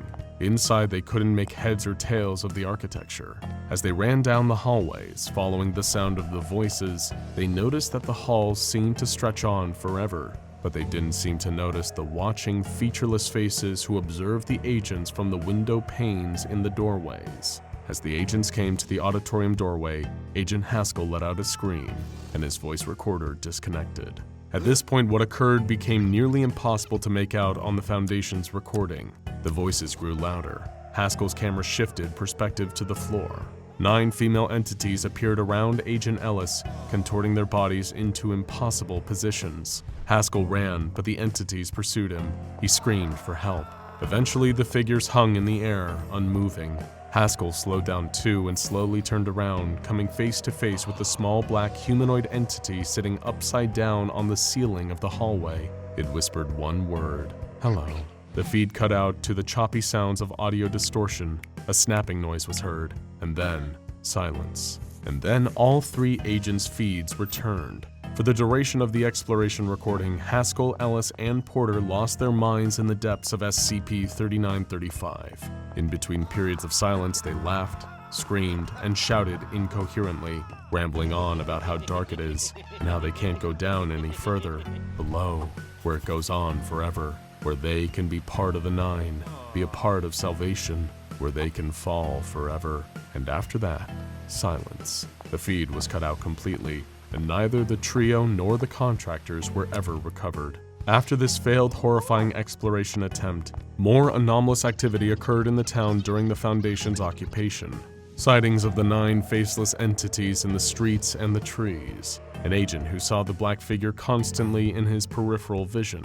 Sounds coming from a grove of trees near the school, which led to a cabin and 9 corpses of former Salvation High School students in the backyard. But before they could investigate, the female entities appeared once more, and they were unable to locate the grove again. The Foundation's investigation of Salvation continued through the decades, interviewing former staff members of the school and residents. They were trying to piece together any semblance of a coherent story, to find a way to connect all these dissonant elements into something understandable. The black figure, the corpses, the buried secrets, and the 9 female entities. How did it all connect to the school? In 2002, a Foundation agent interviewed Mrs. Fletcher, an English teacher at Salvation High School during the period of anomalous activity in 1976. The interview started out ordinarily enough. Fletcher, in her old age, couldn't remember much. She remembered the town was quiet, with a tight-knit community. They didn't even need a police force because there was so little crime. She remembered students would go into the woods and chase ghosts, or claim they saw things, but it was never anything too strange. But as Fletcher continued to talk, she let her mind wander more and more. She recounted how there was a disappearance at the high school, a girl who was last seen by the school's pool. The town assumed she ran away. After all, there were some individuals who held strong opinions in Salvation, the kind of opinions that didn't sit right with some of the younger residents. The church was important in Salvation. Nearly everyone went. Fletcher opened up some more. There was a scandal, she recalled. A teenage girl on the school cheer team who ended up pregnant out of wedlock. She couldn't recall her name or what she looked like, but she remembered the town's inner circle was in an uproar about it. She didn't want them to know. She didn't want anyone to know. It was a secret she could barely keep from spreading. It must have been destroying her, Fletcher explained. She couldn't remember much about the girl, but she did remember that the girl would always say hello to her. Too many times, in fact. Eventually, the girl was found hanging in the woods, right outside of a log cabin. They found a note in her hand, which contained a drawing of a building that resembled the high school, and on its back, the repetition of the same word over and over again. But Fletcher couldn't recall what the word was. The Foundation agent was about to close the interview out, but he had one last thing to ask. He produced a picture of the unidentified 9 female figures that were haunting the town and showed it to Fletcher. She became noticeably pale and short of breath. "Do you know anything about this, Mrs. Fletcher?" the agent said. She collected herself and examined the image as best as she could, her hand shaking. Why, yes I do. Those are, the cheerleaders. They were, well, let me think. There were 10 of them, though, I think. Unless something happened to one of them, there were definitely 10. the Foundation didn't have to ask what happened to the 10th. True horror. The airplane door, belching smoke, and a burning red light. The dead talking in ancient guttural Latin. A monstrous angel made of rings, wings, and eyes whipping barbed tentacles at screaming, terrified priests. You can scarcely imagine a more hellish place. Bishop Franklin's knees gave out under him as soon as the man set foot back on solid ground. Nearing his 70th birthday, he'd never been a particularly tough man, but after the day he'd had, he doubted he'd ever be the same again. Almost being ripped into another dimension, almost being at the center of a nuclear explosion, seeing. He threw up on the ground as the Foundation personnel rushed over to him. Never, never again. Just 8 hours earlier, Bishop Franklin had been getting on with his Friday preparations. They had Mass coming up this weekend, so he was doing the rounds of the cathedral, putting out new candles and straightening pews. He was nearly done, ready to get on with the rest of his morning, when he saw 2 suited figures entering the cathedral. He shuffled over to them, trying to explain that they were closed, but quickly faltered when he saw the grave look on their faces. Just 10 minutes later, he was in the back of their car, still holding a spare candle, with agents from the SCP Foundation sitting on either side of him. They handed him file after file, each most redacted, explaining the basis of who they were and where they were headed. It was a lot for the old priest to wrap his head around. He'd always believed in a higher power and a spiritual realm, but this sounded a whole lot more serious than that. Monsters, aliens, other dimensions, facilities, portals. He questioned the agents on it. They just looked grimly from one to another as the car wound its way to the private airstrip in the middle of nowhere. Bishop Franklin had always hated flying, but he hated it a whole lot more as he approached the airplane with no idea where he'd be landing. A small group of men were gathered on the runway just by the foot of a Boeing aircraft. It seemed like a pretty substantial plane for such a small group of them. He was at least a little heartened to see that none of them had brought luggage either. In fact, most of them were just like him. As Bishop Franklin approached the group, he recognized various faces, other bishops, archbishops, and senior priests. With him there, they totaled 7. The others all looked at him, not saying much. Bishop Franklin tried his best to start asking questions, but 2 things happened in quick succession that closed his mouth very quickly. Firstly, the luggage hold of the plane was opened, and 2 enormous shapes were loaded into it via forklift. Each shape had unmistakable symbols on the sheets covering them. Nuclear danger. Reeling from this revelation, Bishop Franklin turned to the group to be face to face with the Pope himself. He immediately shut his mouth. You may also be wondering what on earth was going on at this airfield. The truth is, Bishop Franklin, along with 6 other priests of Abrahamic faiths, were about to embark on the monthly flight of SCP-616. Within this plane, as all of these men were soon about to find out, exists an emergency door. Covered with satanic iconography, this door, when opened at ground level, operates just like any other emergency door, leading to the outside of the plane. Although any individuals who had passed through this door in this normal state reported feeling heightened anxiety during and after. However, once a month, this door will be anything but normal, opening a gate to, well, you'll soon see. In order to mitigate the threat posed to humanity through SCP-616-1, or the Gate, the plane must be in the air at the time of its opening, far above and away from any human settlements. In order to keep this event contained, the door must be kept open for the duration of the portal's existence until it has closed of its own accord. But holding this door open is not a simple test of strength. It is a test of belief. In order to protect all of humanity from unknown horrors of a cataclysmic scale, 7 priests of Abrahamic faiths must be on board for this monthly flight, praying for the door to remain open. The ability to keep the door open, it turns out, is unrelated to physical prowess, but instead is based entirely on one's own belief that the door can be held open. As such, religious figures praying to a higher power are incredibly well suited to the task. Once per year, the flight is blessed by the Pope, and every time the plane takes off, It must be holding 2 nuclear warheads in its hull. Both can be remotely detonated by the ground team, who will be in constant radio communication with the pilot. Should the pilot fail to give them regular updates on the status of SCP-616-1, the event will be treated as an XK-class end-of-the-world scenario, and both nuclear devices will be detonated without hesitation. But Bishop Franklin only knew about half of this information from his redacted set of documents and had forgotten half of them on his stressful car journey. As he strapped himself into a window seat, he was trembling like a leaf. He desperately wanted to complain about being put into this situation, but he wasn't entirely sure who he would complain to. If he spoke to anyone external about what he was about to witness, he had been told by the Foundation agents that he would be administered with a Class C amnestic, whatever that meant. He really didn't want to find out. Fortunately for him, the most familiar of the faces from the group of priests sat next to him in the aisle seat. Bishop... what was his name? Sensing Bishop Franklin's uncertainty, the man reached a hand over and warmly reintroduced himself. Bishop Pete. They'd met 2 years ago in Berlin. Just that small action was almost enough to settle Bishop Franklin's nerves as the plane started to barrel down the runway. Almost. The plane took off, causing the old man's stomach to drop. Heart hammering, he looked around, spotting the emergency door. It was just up ahead of him, around the middle of the fuselage. It would have looked like a normal emergency exit, but for the blood-red markings scrawled across it. A wave of dread washed over him. It certainly looked evil, that was for sure. Trying his best to help, Bishop Pete struck up a conversation. He explained it wasn't his first time doing this. He'd been drafted to help 3 months ago. It was scary for sure, but everything was totally fine.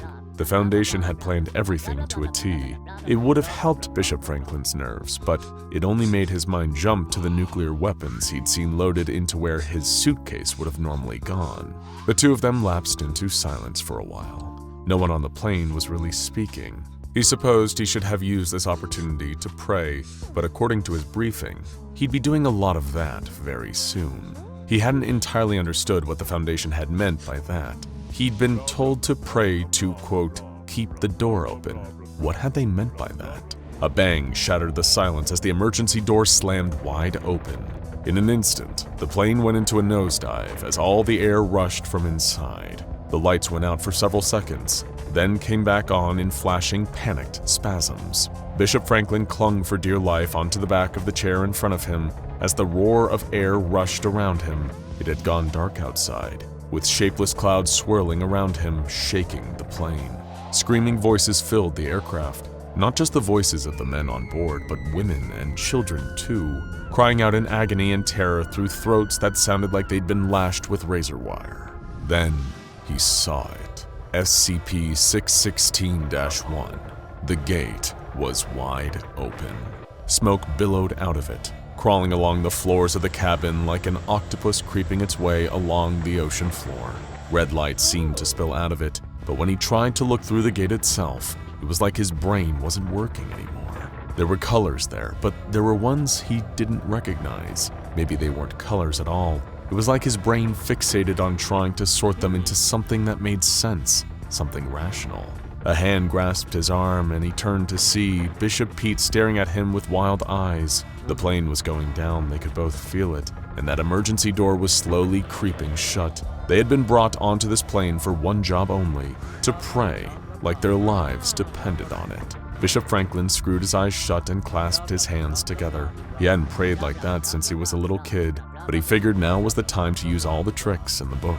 He begged and pleaded in a tiny voice for God to keep that door open. It felt so counterintuitive, so backwards, to want to keep that kind of door open as the air roared and screamed around him. But a small voice inside of him told him to persevere, have a little faith. But suddenly, the bishop noticed that the man sitting alongside him had fallen silent. Feeling like a naughty child at mass, he opened one eye and peered sideways. Bishop Pete was still in his seat, but he'd slumped over. He wasn't breathing. His skin was cold to the touch, deathly cold. Then all of a sudden, his head rocketed backwards and he started talking. Not talking like a normal man, but talking like a man possessed. His dead eyes rolled around in his head aimlessly as guttural voices rasped out of his throat. None of them were the words that Bishop Franklin recognized. They sounded almost like Latin, but far darker and more ancient. And the more the dead man spoke, the more the emergency door closed. The bishop started praying again, much harder this time, digging his fingernails into his palms so hard that he felt them drawing blood. He needed to keep this door open. He had to, and he could. He believed it entirely in that moment. The door banged back open, wider than ever, despite the chanting of the dead body in the seat next to him. Nightmares swelled to the forefront of his mind as the plane hurtled to the ground. Only the plane wasn't hurtling to the ground. In fact, it was flying at a perfectly steady altitude of 10,972 meters, with an airspeed of about 780 kilometers an hour. In fact, aside from the death of Bishop Pete, everything within the plane was going perfectly to plan. Deaths of priests were just an occupational hazard of keeping this SCP contained. The pilot at the front of the plane regarded the whole situation playing out behind him while feeding constant information back to base. Everything was going perfectly according to plan, until the angel appeared. Bishop Franklin wasn't the first one to see it. That was the unfortunate lot of Archbishop Michael, who was sitting closest to the emergency door. He first spied it while staring through into the void, but his screams of terror, warning those around him, were drowned out by all the other commotion. It was only when the angel's wings crept their way through the edges of the door and the creature let itself into the cabin that the others saw it, but by this point, it was too late for Archbishop Michael. The angel was not like the angels we see in pop culture, a tall blonde person with white robes, fluffy wings, and a gentle face. It was a shifting mess of eyes and tortured wings, partially crawling along the ground, partially floating under the weight of its massive frame. It had to squeeze itself through the door to fit into the plane, but as it did, it lashed out at the Archbishop with a sinewy tendril and got to work, violently killing him. That was when Bishop Franklin saw it and began to panic. He wanted nothing more than to stop praying, to let the emergency door slam shut and keep this creature away from them. But that little voice inside his head told him that wouldn't work. If that door was allowed to close before the gate had, then it would cause the apocalypse. He could not have that blood on his hands. So he prayed, sweat pouring down his face as the angel forced its way through the gate and into the cabin. He prayed as it slumped across the aisles, working its way along the line of men, slaughtering them one by one. He prayed as it saw him and rose to its full height, unfurling great wings and readying itself for the kill. And he prayed as a wind more powerful than any on earth blew through the cabin and pulled the angel back through the gate. The emergency door slammed shut, and in an instant, the plane seemed to right itself. No more turbulence, no more wind. The light flickered once more and then came back on steadily.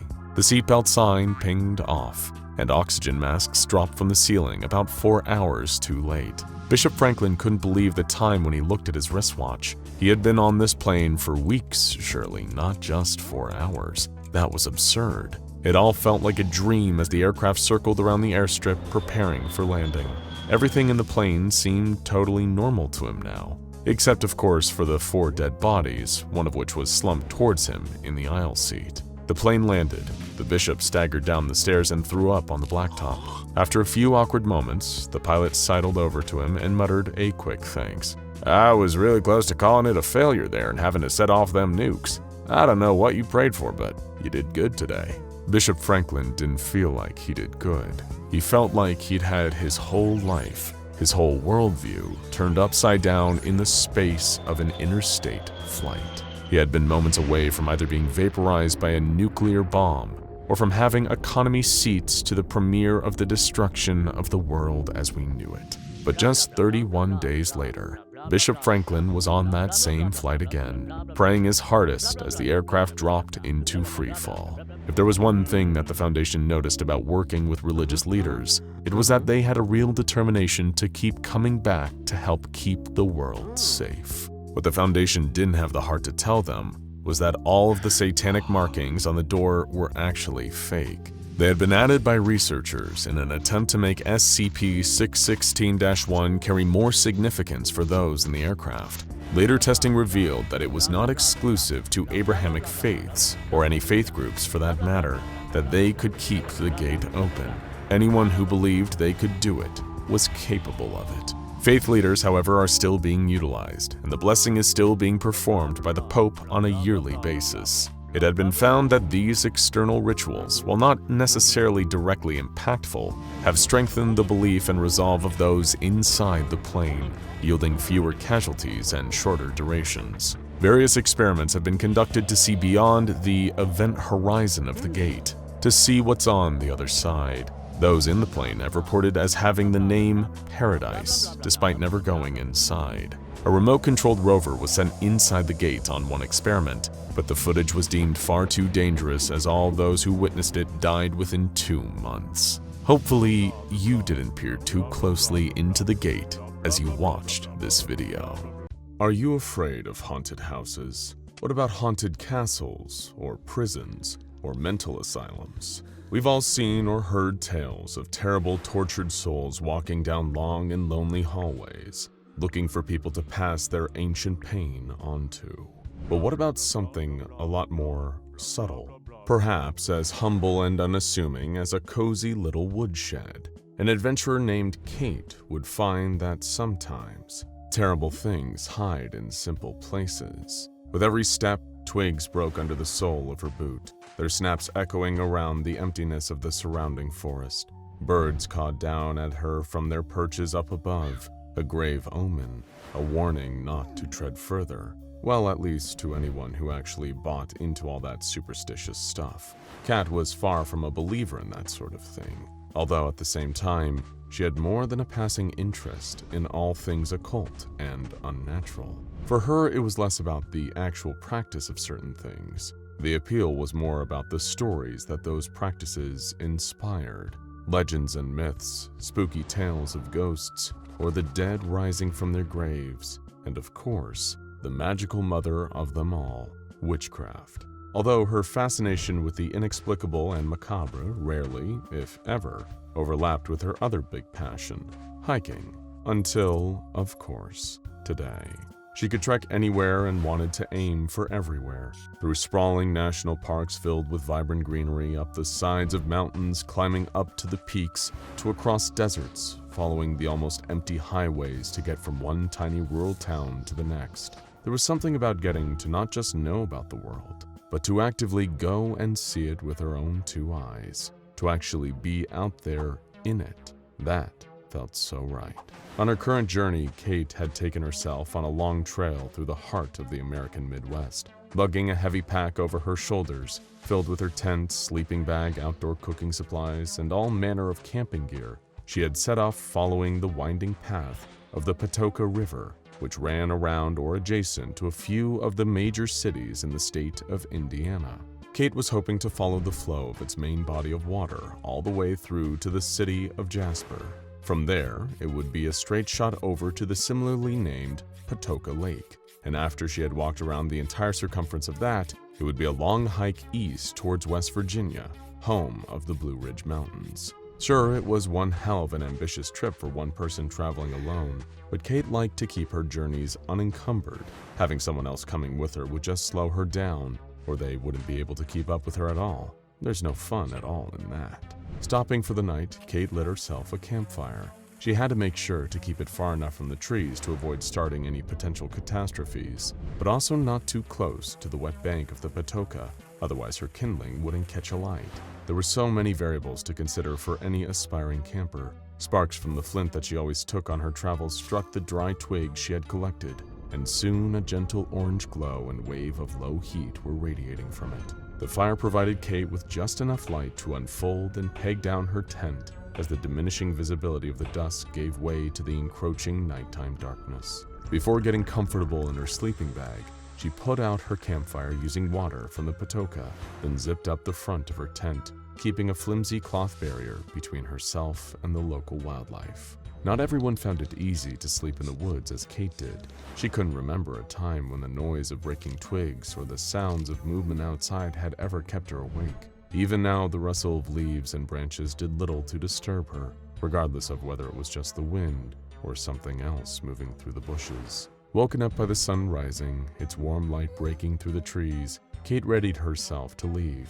She never stopped at the same place for more than one night, and rarely slept for any longer than she needed to. A nice 8-hour recharge of her energy reserves, and then it was back to the open road. After a quick breakfast, she packed up her single-person campsite, folded up her tent, and stuffed it back into her bag. Kate had been just about to leave when she noticed something was missing: her compass. It had been in her backpack, which she kept in the tent with her all night. Quickly scanning the ground around her, she couldn't see it. Weird, but she figured she had obviously dropped it at some point during her hike and would have to pick up a new one when she got to Jasper. It didn't matter. She could just follow the Patoka River as planned, although it didn't quite sit easy with her the rest of the day's trek. She'd packed the compass. That she was absolutely certain of. After all, she knew it wasn't like her to leave it behind. But then again, could she have forgotten it entirely? Over the next few hours, the question went round and round in Kate's head. As she walked along the bank of the river, silently starting to doubt herself, she drifted a little deeper into the woods, until out of the corner of her eye, she spotted something standing among the trees. It wasn't an animal or even a figure, but a structure. Spending so much time out in nature, anything man-made usually stuck out as an obvious, unignorable eyesore to Kate. She looked at it from a distance. It looked like an old house, isolated out in the woods, a short walk from the Patoka River. Checking the sky over her shoulder, Kate noticed it was getting late again, the daylight having gradually lowered while she had been wondering about why she had left her compass behind, or if it had been taken. Deciding to set up camp closer to the little house, she turned and headed in to inspect it closer. The place was far from the lap of modern luxury. Not that Kate couldn't live without running water or electricity for long stints of time, but it wasn't a house that had been built recently.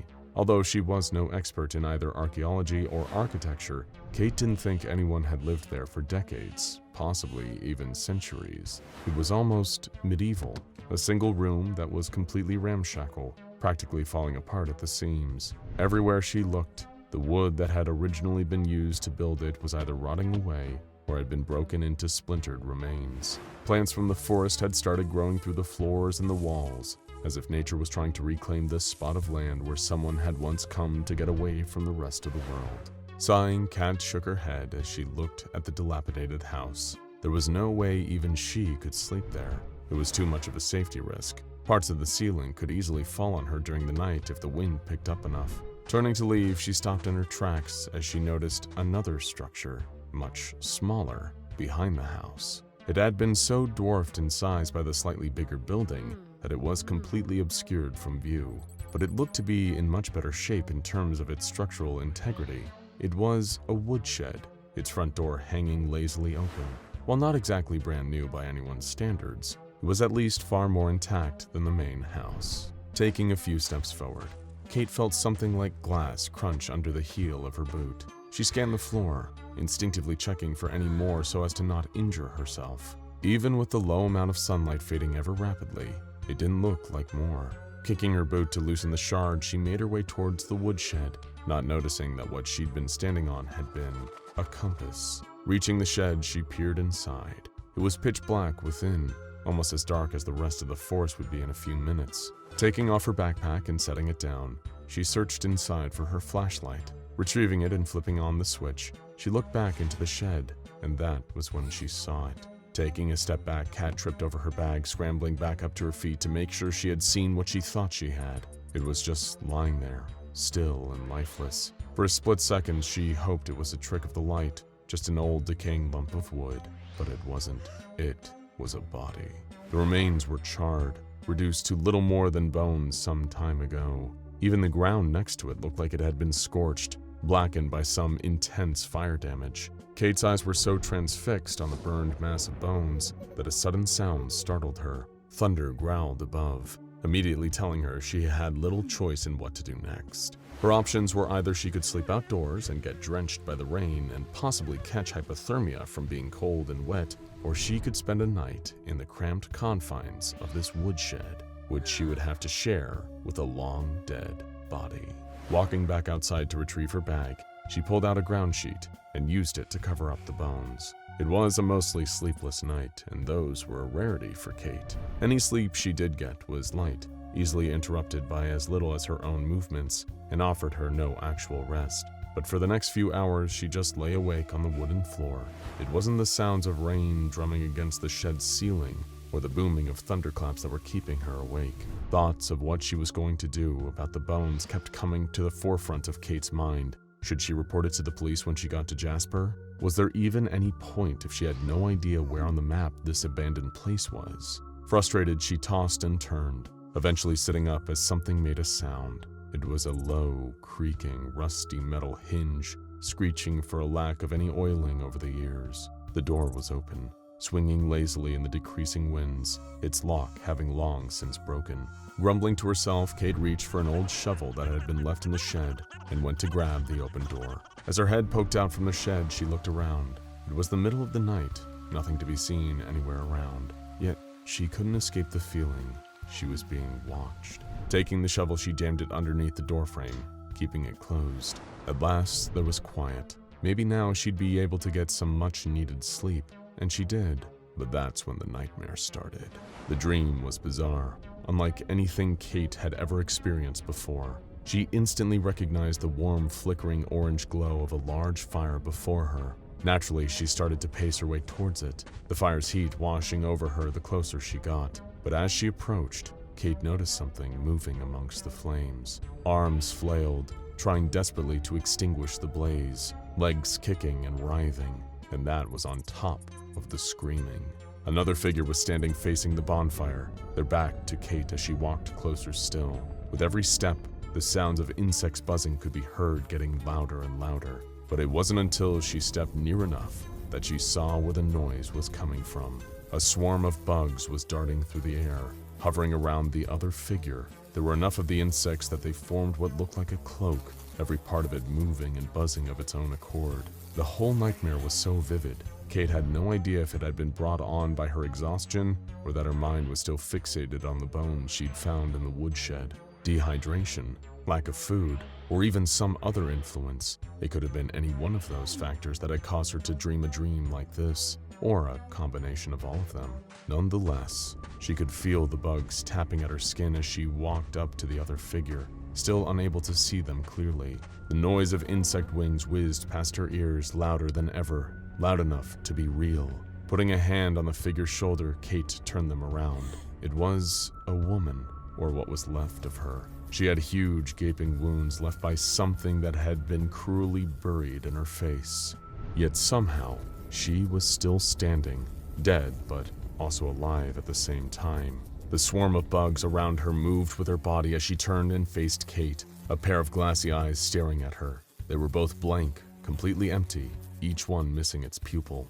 Opening her mouth, the woman let out a piercing, blood-curdling shriek. All around her, the sound of the bugs got louder, almost deafening, and as she screamed, so did Kate. Panting and shuddering, she bolted upright, shock racking her entire body, heart thudding against her ribcage. Instantly, the exact moment she woke up, Kate realized that feeling was back. She had spent so much of her time hiking through the woods on her own that she could tell when someone was watching her. In the dark, she fumbled for her flashlight and clicked it on to reveal the door was still jammed shut. Apart from her, there was no one else inside the shed, no one alive at least. Looking over her shoulder, she could see the bones behind her and immediately backed away from them, as far as she could in that tiny wooden hut. She had covered them before going to bed, she was certain of it, hadn't she? All of a sudden, Kate felt her skin start to itch, an intense, irritating feeling. She had experienced the effects of poison ivy and all sorts of plants that caused similar reactions, but this was easily 1,000 times worse. Her skin felt like it was burning. She scraped her fingernails down her exposed arm, trying to suppress the itching even for a moment, but it did nothing. She scratched at the other arm over and over again in one spot until her flesh was pink and raw. Still no change. Kate raked her nails over her own body, this time leaving a deep scratch trailing over her arm. Under the light of her torch, she'd realized that she'd drawn blood. She looked back at the bones in the scorched corner of the shed. The skull was facing straight towards her, hollowed-out eye sockets staring as empty as the pupilless eyes of the woman in her nightmare. It had done this. It must have done, she thought. Reaching towards the door, dropping her flashlight, she wrenched the shovel out from where she used it to wedge the entrance closed. She stood up, kicking her sleeping bag and backpack to the side. As hard as she could, desperate to make the itching stop, Kate brought the shovel downwards. The head of it snapped the already weakened floorboards of the shed, exposing the soft, dry earth beneath. Maybe if she buried those charred remains, whatever was happening to her would stop. Frantically, she started digging, hurling shovelfuls of dirt through the shed door. It listed further open, creaking loudly on its rusted hinges again, causing Kate to turn, startled at the sound of it knocking against the outer wall of the shed. Someone was looking right at her. She could feel it as real and as persistent as the itching feeling that crawled over her skin like the tiny legs of an army of insects. She dug further, eventually throwing the shovel to one side and dragging her hands through the exposed earth below, desperately burrowing through and only stopping to use any rock she found to try and stop the itch. All she achieved was drawing more blood. Her fingers touched something soft but solid, and Kate brushed away to clear more of the excess dirt, trying to uncover whatever it was. It felt like a long mass just beneath the ground, with a second similar object parallel to it. But the further along with it she reached, the quicker she realized what it was. A leg. Clearing more of the dirt higher up, Kate could feel more. A stomach, ribs, shoulders, and a head. Reaching for her flashlight buried under some of the dirt that had been dug up, she pointed it at the thing she'd found. The woman, the same one from her nightmare. Something inside her chest moved, scratching sharply, causing Kate to cough. And once she started, she couldn't stop. It was like the itching she'd felt on the outside had now worked its way inside, and it was spreading. No, moving. In fact, not just moving, but crawling. Through her lungs, burrowing down into her stomach, and at the same time, upwards. The clawing of tiny legs digging their way up her windpipe, blocking it. Kate couldn't breathe. She dropped to her knees, retching as she struggled for air, sputtering as she felt something move at the back of her throat. That was when she heard the buzzing again. Locusts. A swarm of them came spilling out of Kate's mouth. She couldn't scream, let alone catch her breath. They filled the shed in seconds, engulfing her entire body, as more and more of the desert bugs still came pouring from her mouth. Outside, the wind kicked up again, with enough force to blow the door to the woodshed closed, trapping Kate inside with the bugs that tore at her. There was a single word on the wooden surface of the door, written in deep black charcoal. She'd missed it. The door had been open when she found the shed. The word was witch. The SCP Foundation would later find this cursed cabin and would naturally lose a number of D classes to a horrific form of locust-based suffocation. While there are clues as to what exactly is going on in this terrible place, from the malice of a long-dead sorceress to the lingering revenge of a woman wrongfully persecuted, definite answers as to the anomalous mechanisms of the shed known as SCP-4595 still elude even the Foundation's finest minds. It's a place so mysterious and dangerous that the special containment procedures read, "For safety purposes, no personnel are permitted to enter SCP-4595. SCP-4595 should only be entered by authorized testing personnel under the supervision of the SCP-4595 Research Lead. Under no circumstances is SCP-4595-A to be disturbed in any way." So perhaps we'll never truly know why a humble wooden shed in Jasper, Indiana causes such horrifying effects for its victims. The SCP Foundation thinks it's safer to just lock it away and forget about it, letting its ancient wood and old bones rot in the dark. But if you are really curious about the truth, you can always take a walk down the side of the Patoka River and pay the witch a visit. If you're lucky, you might even get to leave. Agent Carla Mendoza was one of the best field agents that Site-41 had ever seen. She was professional, cool under pressure, and when the situation demanded it, she could be a straight-up badass. During a Chaos Insurgency raid on the site, she'd single-handedly killed 4 different insurgents, the last one with her bare hands. During containment breaches, she'd always be the first one charging into the fray, her Foundation standard-issue Beretta drawn and ready to fire. Agent Mendoza was so devoted to the job that she took up the site director's offer to start living on site, so she could always be there to help if an emergency situation unfolded. After all, when it all hits the fan, you want someone as utterly unshakable as Agent Mendoza on your side. The job had thrown the worst of the worst at her and she'd never even flinched. So surely nothing could scare Agent Mendoza, right? After a long day of kicking ass, taking names, and filling in the properly mandated amount of SCP Foundation debriefing paperwork, Agent Mendoza retired to her Site-41 quarters. She felt exhausted and sweaty, so before heading to bed to watch some wonderful SCP Explained videos on her phone, how kind, she decided to take a quick shower. The last thing she expected was for this particular shower to become, well, let's say, Hitchcockian. The water was running hot and clean, filling the air with steam. Agent Mendoza was lathering up her hair when she first heard the noise. Heavy, wheezing breaths coming from just behind the shower curtain. The second she heard it, Agent Mendoza felt a kind of brutal, crushing anxiety that she'd never experienced before. Like a hand was reaching into her chest and squeezing her heart. The self-defense training that had been encoded into her muscle memory over years of working at the Foundation kicked into effect. In a blind panic, she struck out at the shower curtain, causing it to sway outwards and land directly on the face of Mendoza's wheezing voyeur. Who or whatever it was standing right there, less than a meter away from the shower. The wheezing carved into Mendoza's ears like a butcher's knife. What an awful, monstrous sound. And despite the fact that the shower curtain obscured its face, she could still somehow see it. The way a defenseless animal can sense an approaching predator without ever locking eyes on it, and just somehow know that it's too late for them to escape now. Every training session, every achievement, every piece of battle-hardening experience, it all evaporated in the presence of that thing. Mendoza was so terrified she might as well have been a child. The monster just stood there beyond the curtain.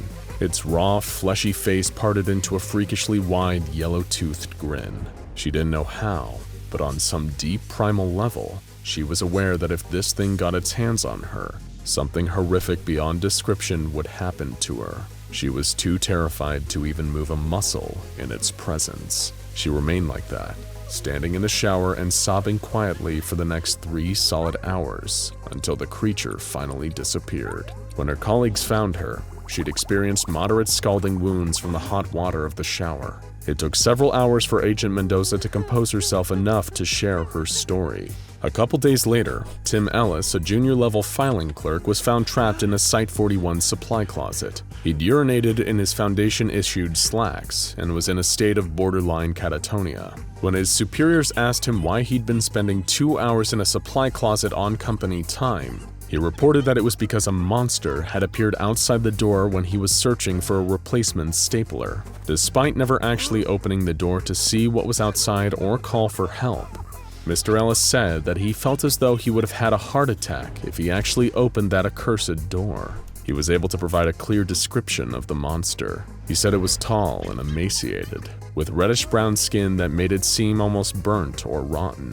While it stood there and waited beyond the supply closet door, it let out the most awful wheezing noise, like an old, rusty iron lung.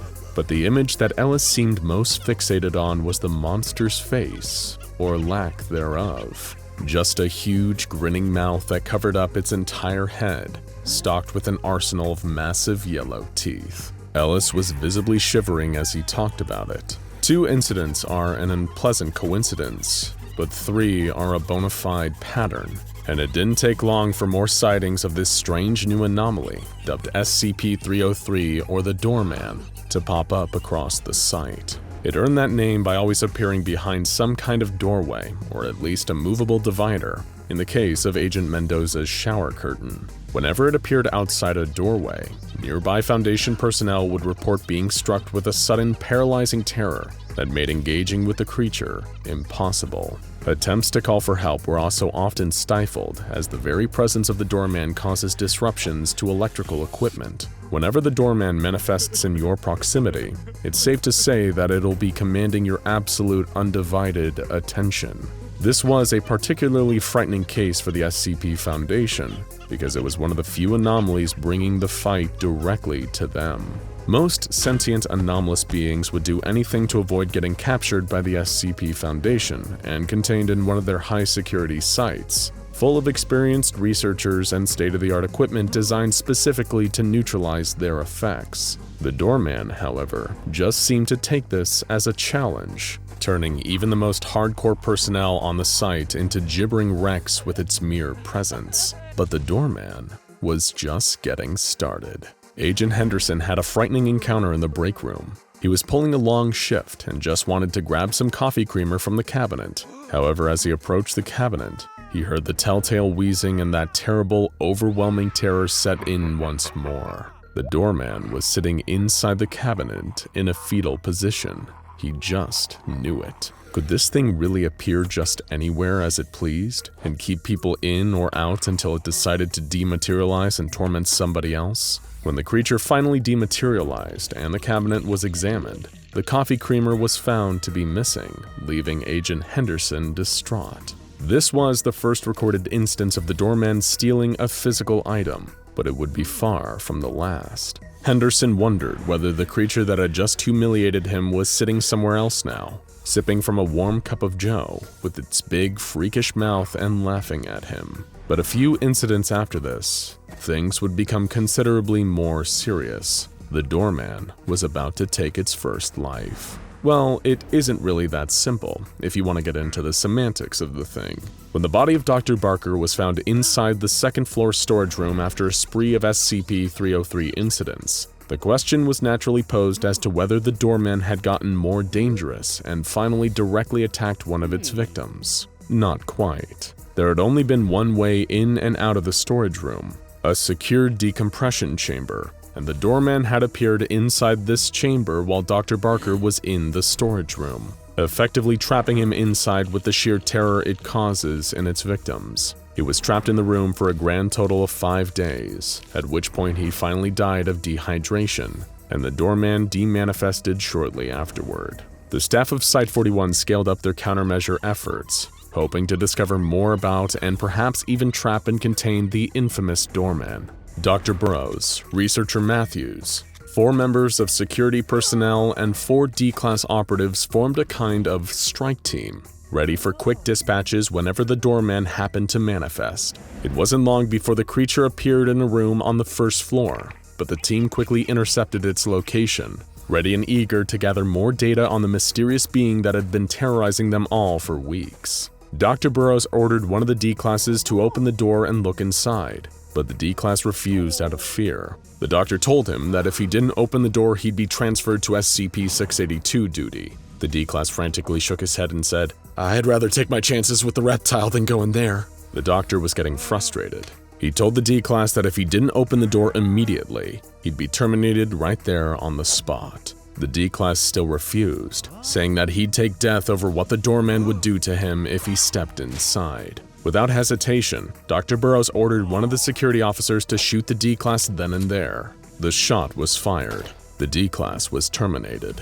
Dr. Burroughs then ordered a female D-Class who just witnessed this callous execution to open the door, or the same abrupt death would befall her. She still refused, then began to describe the awful things she believed the doorman would do to her if she went inside. Researcher Matthews was visibly shaken by the description. Dr. Burroughs decided not to terminate this D-Class immediately. He instead wanted to see just how much pressure the doorman's anomalous fear-based resistance mechanisms could take. Another D-Class was given a combat knife, and also given the order to cut the female D-Class with it every time she refused and ordered to go inside. After 2 hours of repeated asking from Dr. Burroughs, the female D-Class dropped dead from blood loss. At no point did she ever attempt to open the door. It seemed that in all the cases for those in the thrall of the doorman's anomalous effects, death is a truly preferable alternative to ever facing it head-on. It's worth mentioning that these tests were conducted back in the 1970s, before the formation of the Foundation's Ethics Committee, which explains why their methods feel a little needlessly cruel. Since then, the doorman has fully commandeered the second-floor storage room, the same one where it caused Dr. Barker's death. It only leaves the room to steal more items from around the site. These items have included a cryotube, 3 sets of standard Foundation surgical equipment, 2 D-Class research cadavers, 1 gasoline-powered generator, a variety of chemicals from the chemical storage areas, and, of course, poor Agent Henderson's can of powdered coffee creamer. The reason for the doorman taking an interest in these particular items remains unknown, but we can only assume that nothing good can come of it. And there you have it, folks. The strange, frightening, and eerily inconclusive tale of the doorman. All we can really say is that we're awfully glad he's fixated on bothering Site-41, because who knows what would happen if he widened his net to the rest of us. Thankfully, we won't need to think about that. Oh, that's odd. Can you hear that? I thought I was imagining it. Though come to think of it, I can't help but feel a little uneasy right now. Do you ever get that feeling that you're being watched? Wait, the door. There's something behind the door. Can you feel it? Can you feel its red flesh and rotten teeth pressing up against it, breathing, waiting? Can you feel it staring at you without eyes, looking deep into your very soul? Well, that's good, but just stay cautious, okay? After all, life has many doors, Ed Boy, and you never know who or what will be waiting for you behind the next one. Now go check out the deadliest game SCP-1918 Tic-Tac-Toe and SCP-1861 The Crew of the HMS Wintersheimer for more genuinely frightening anomalies that'll keep you up at night.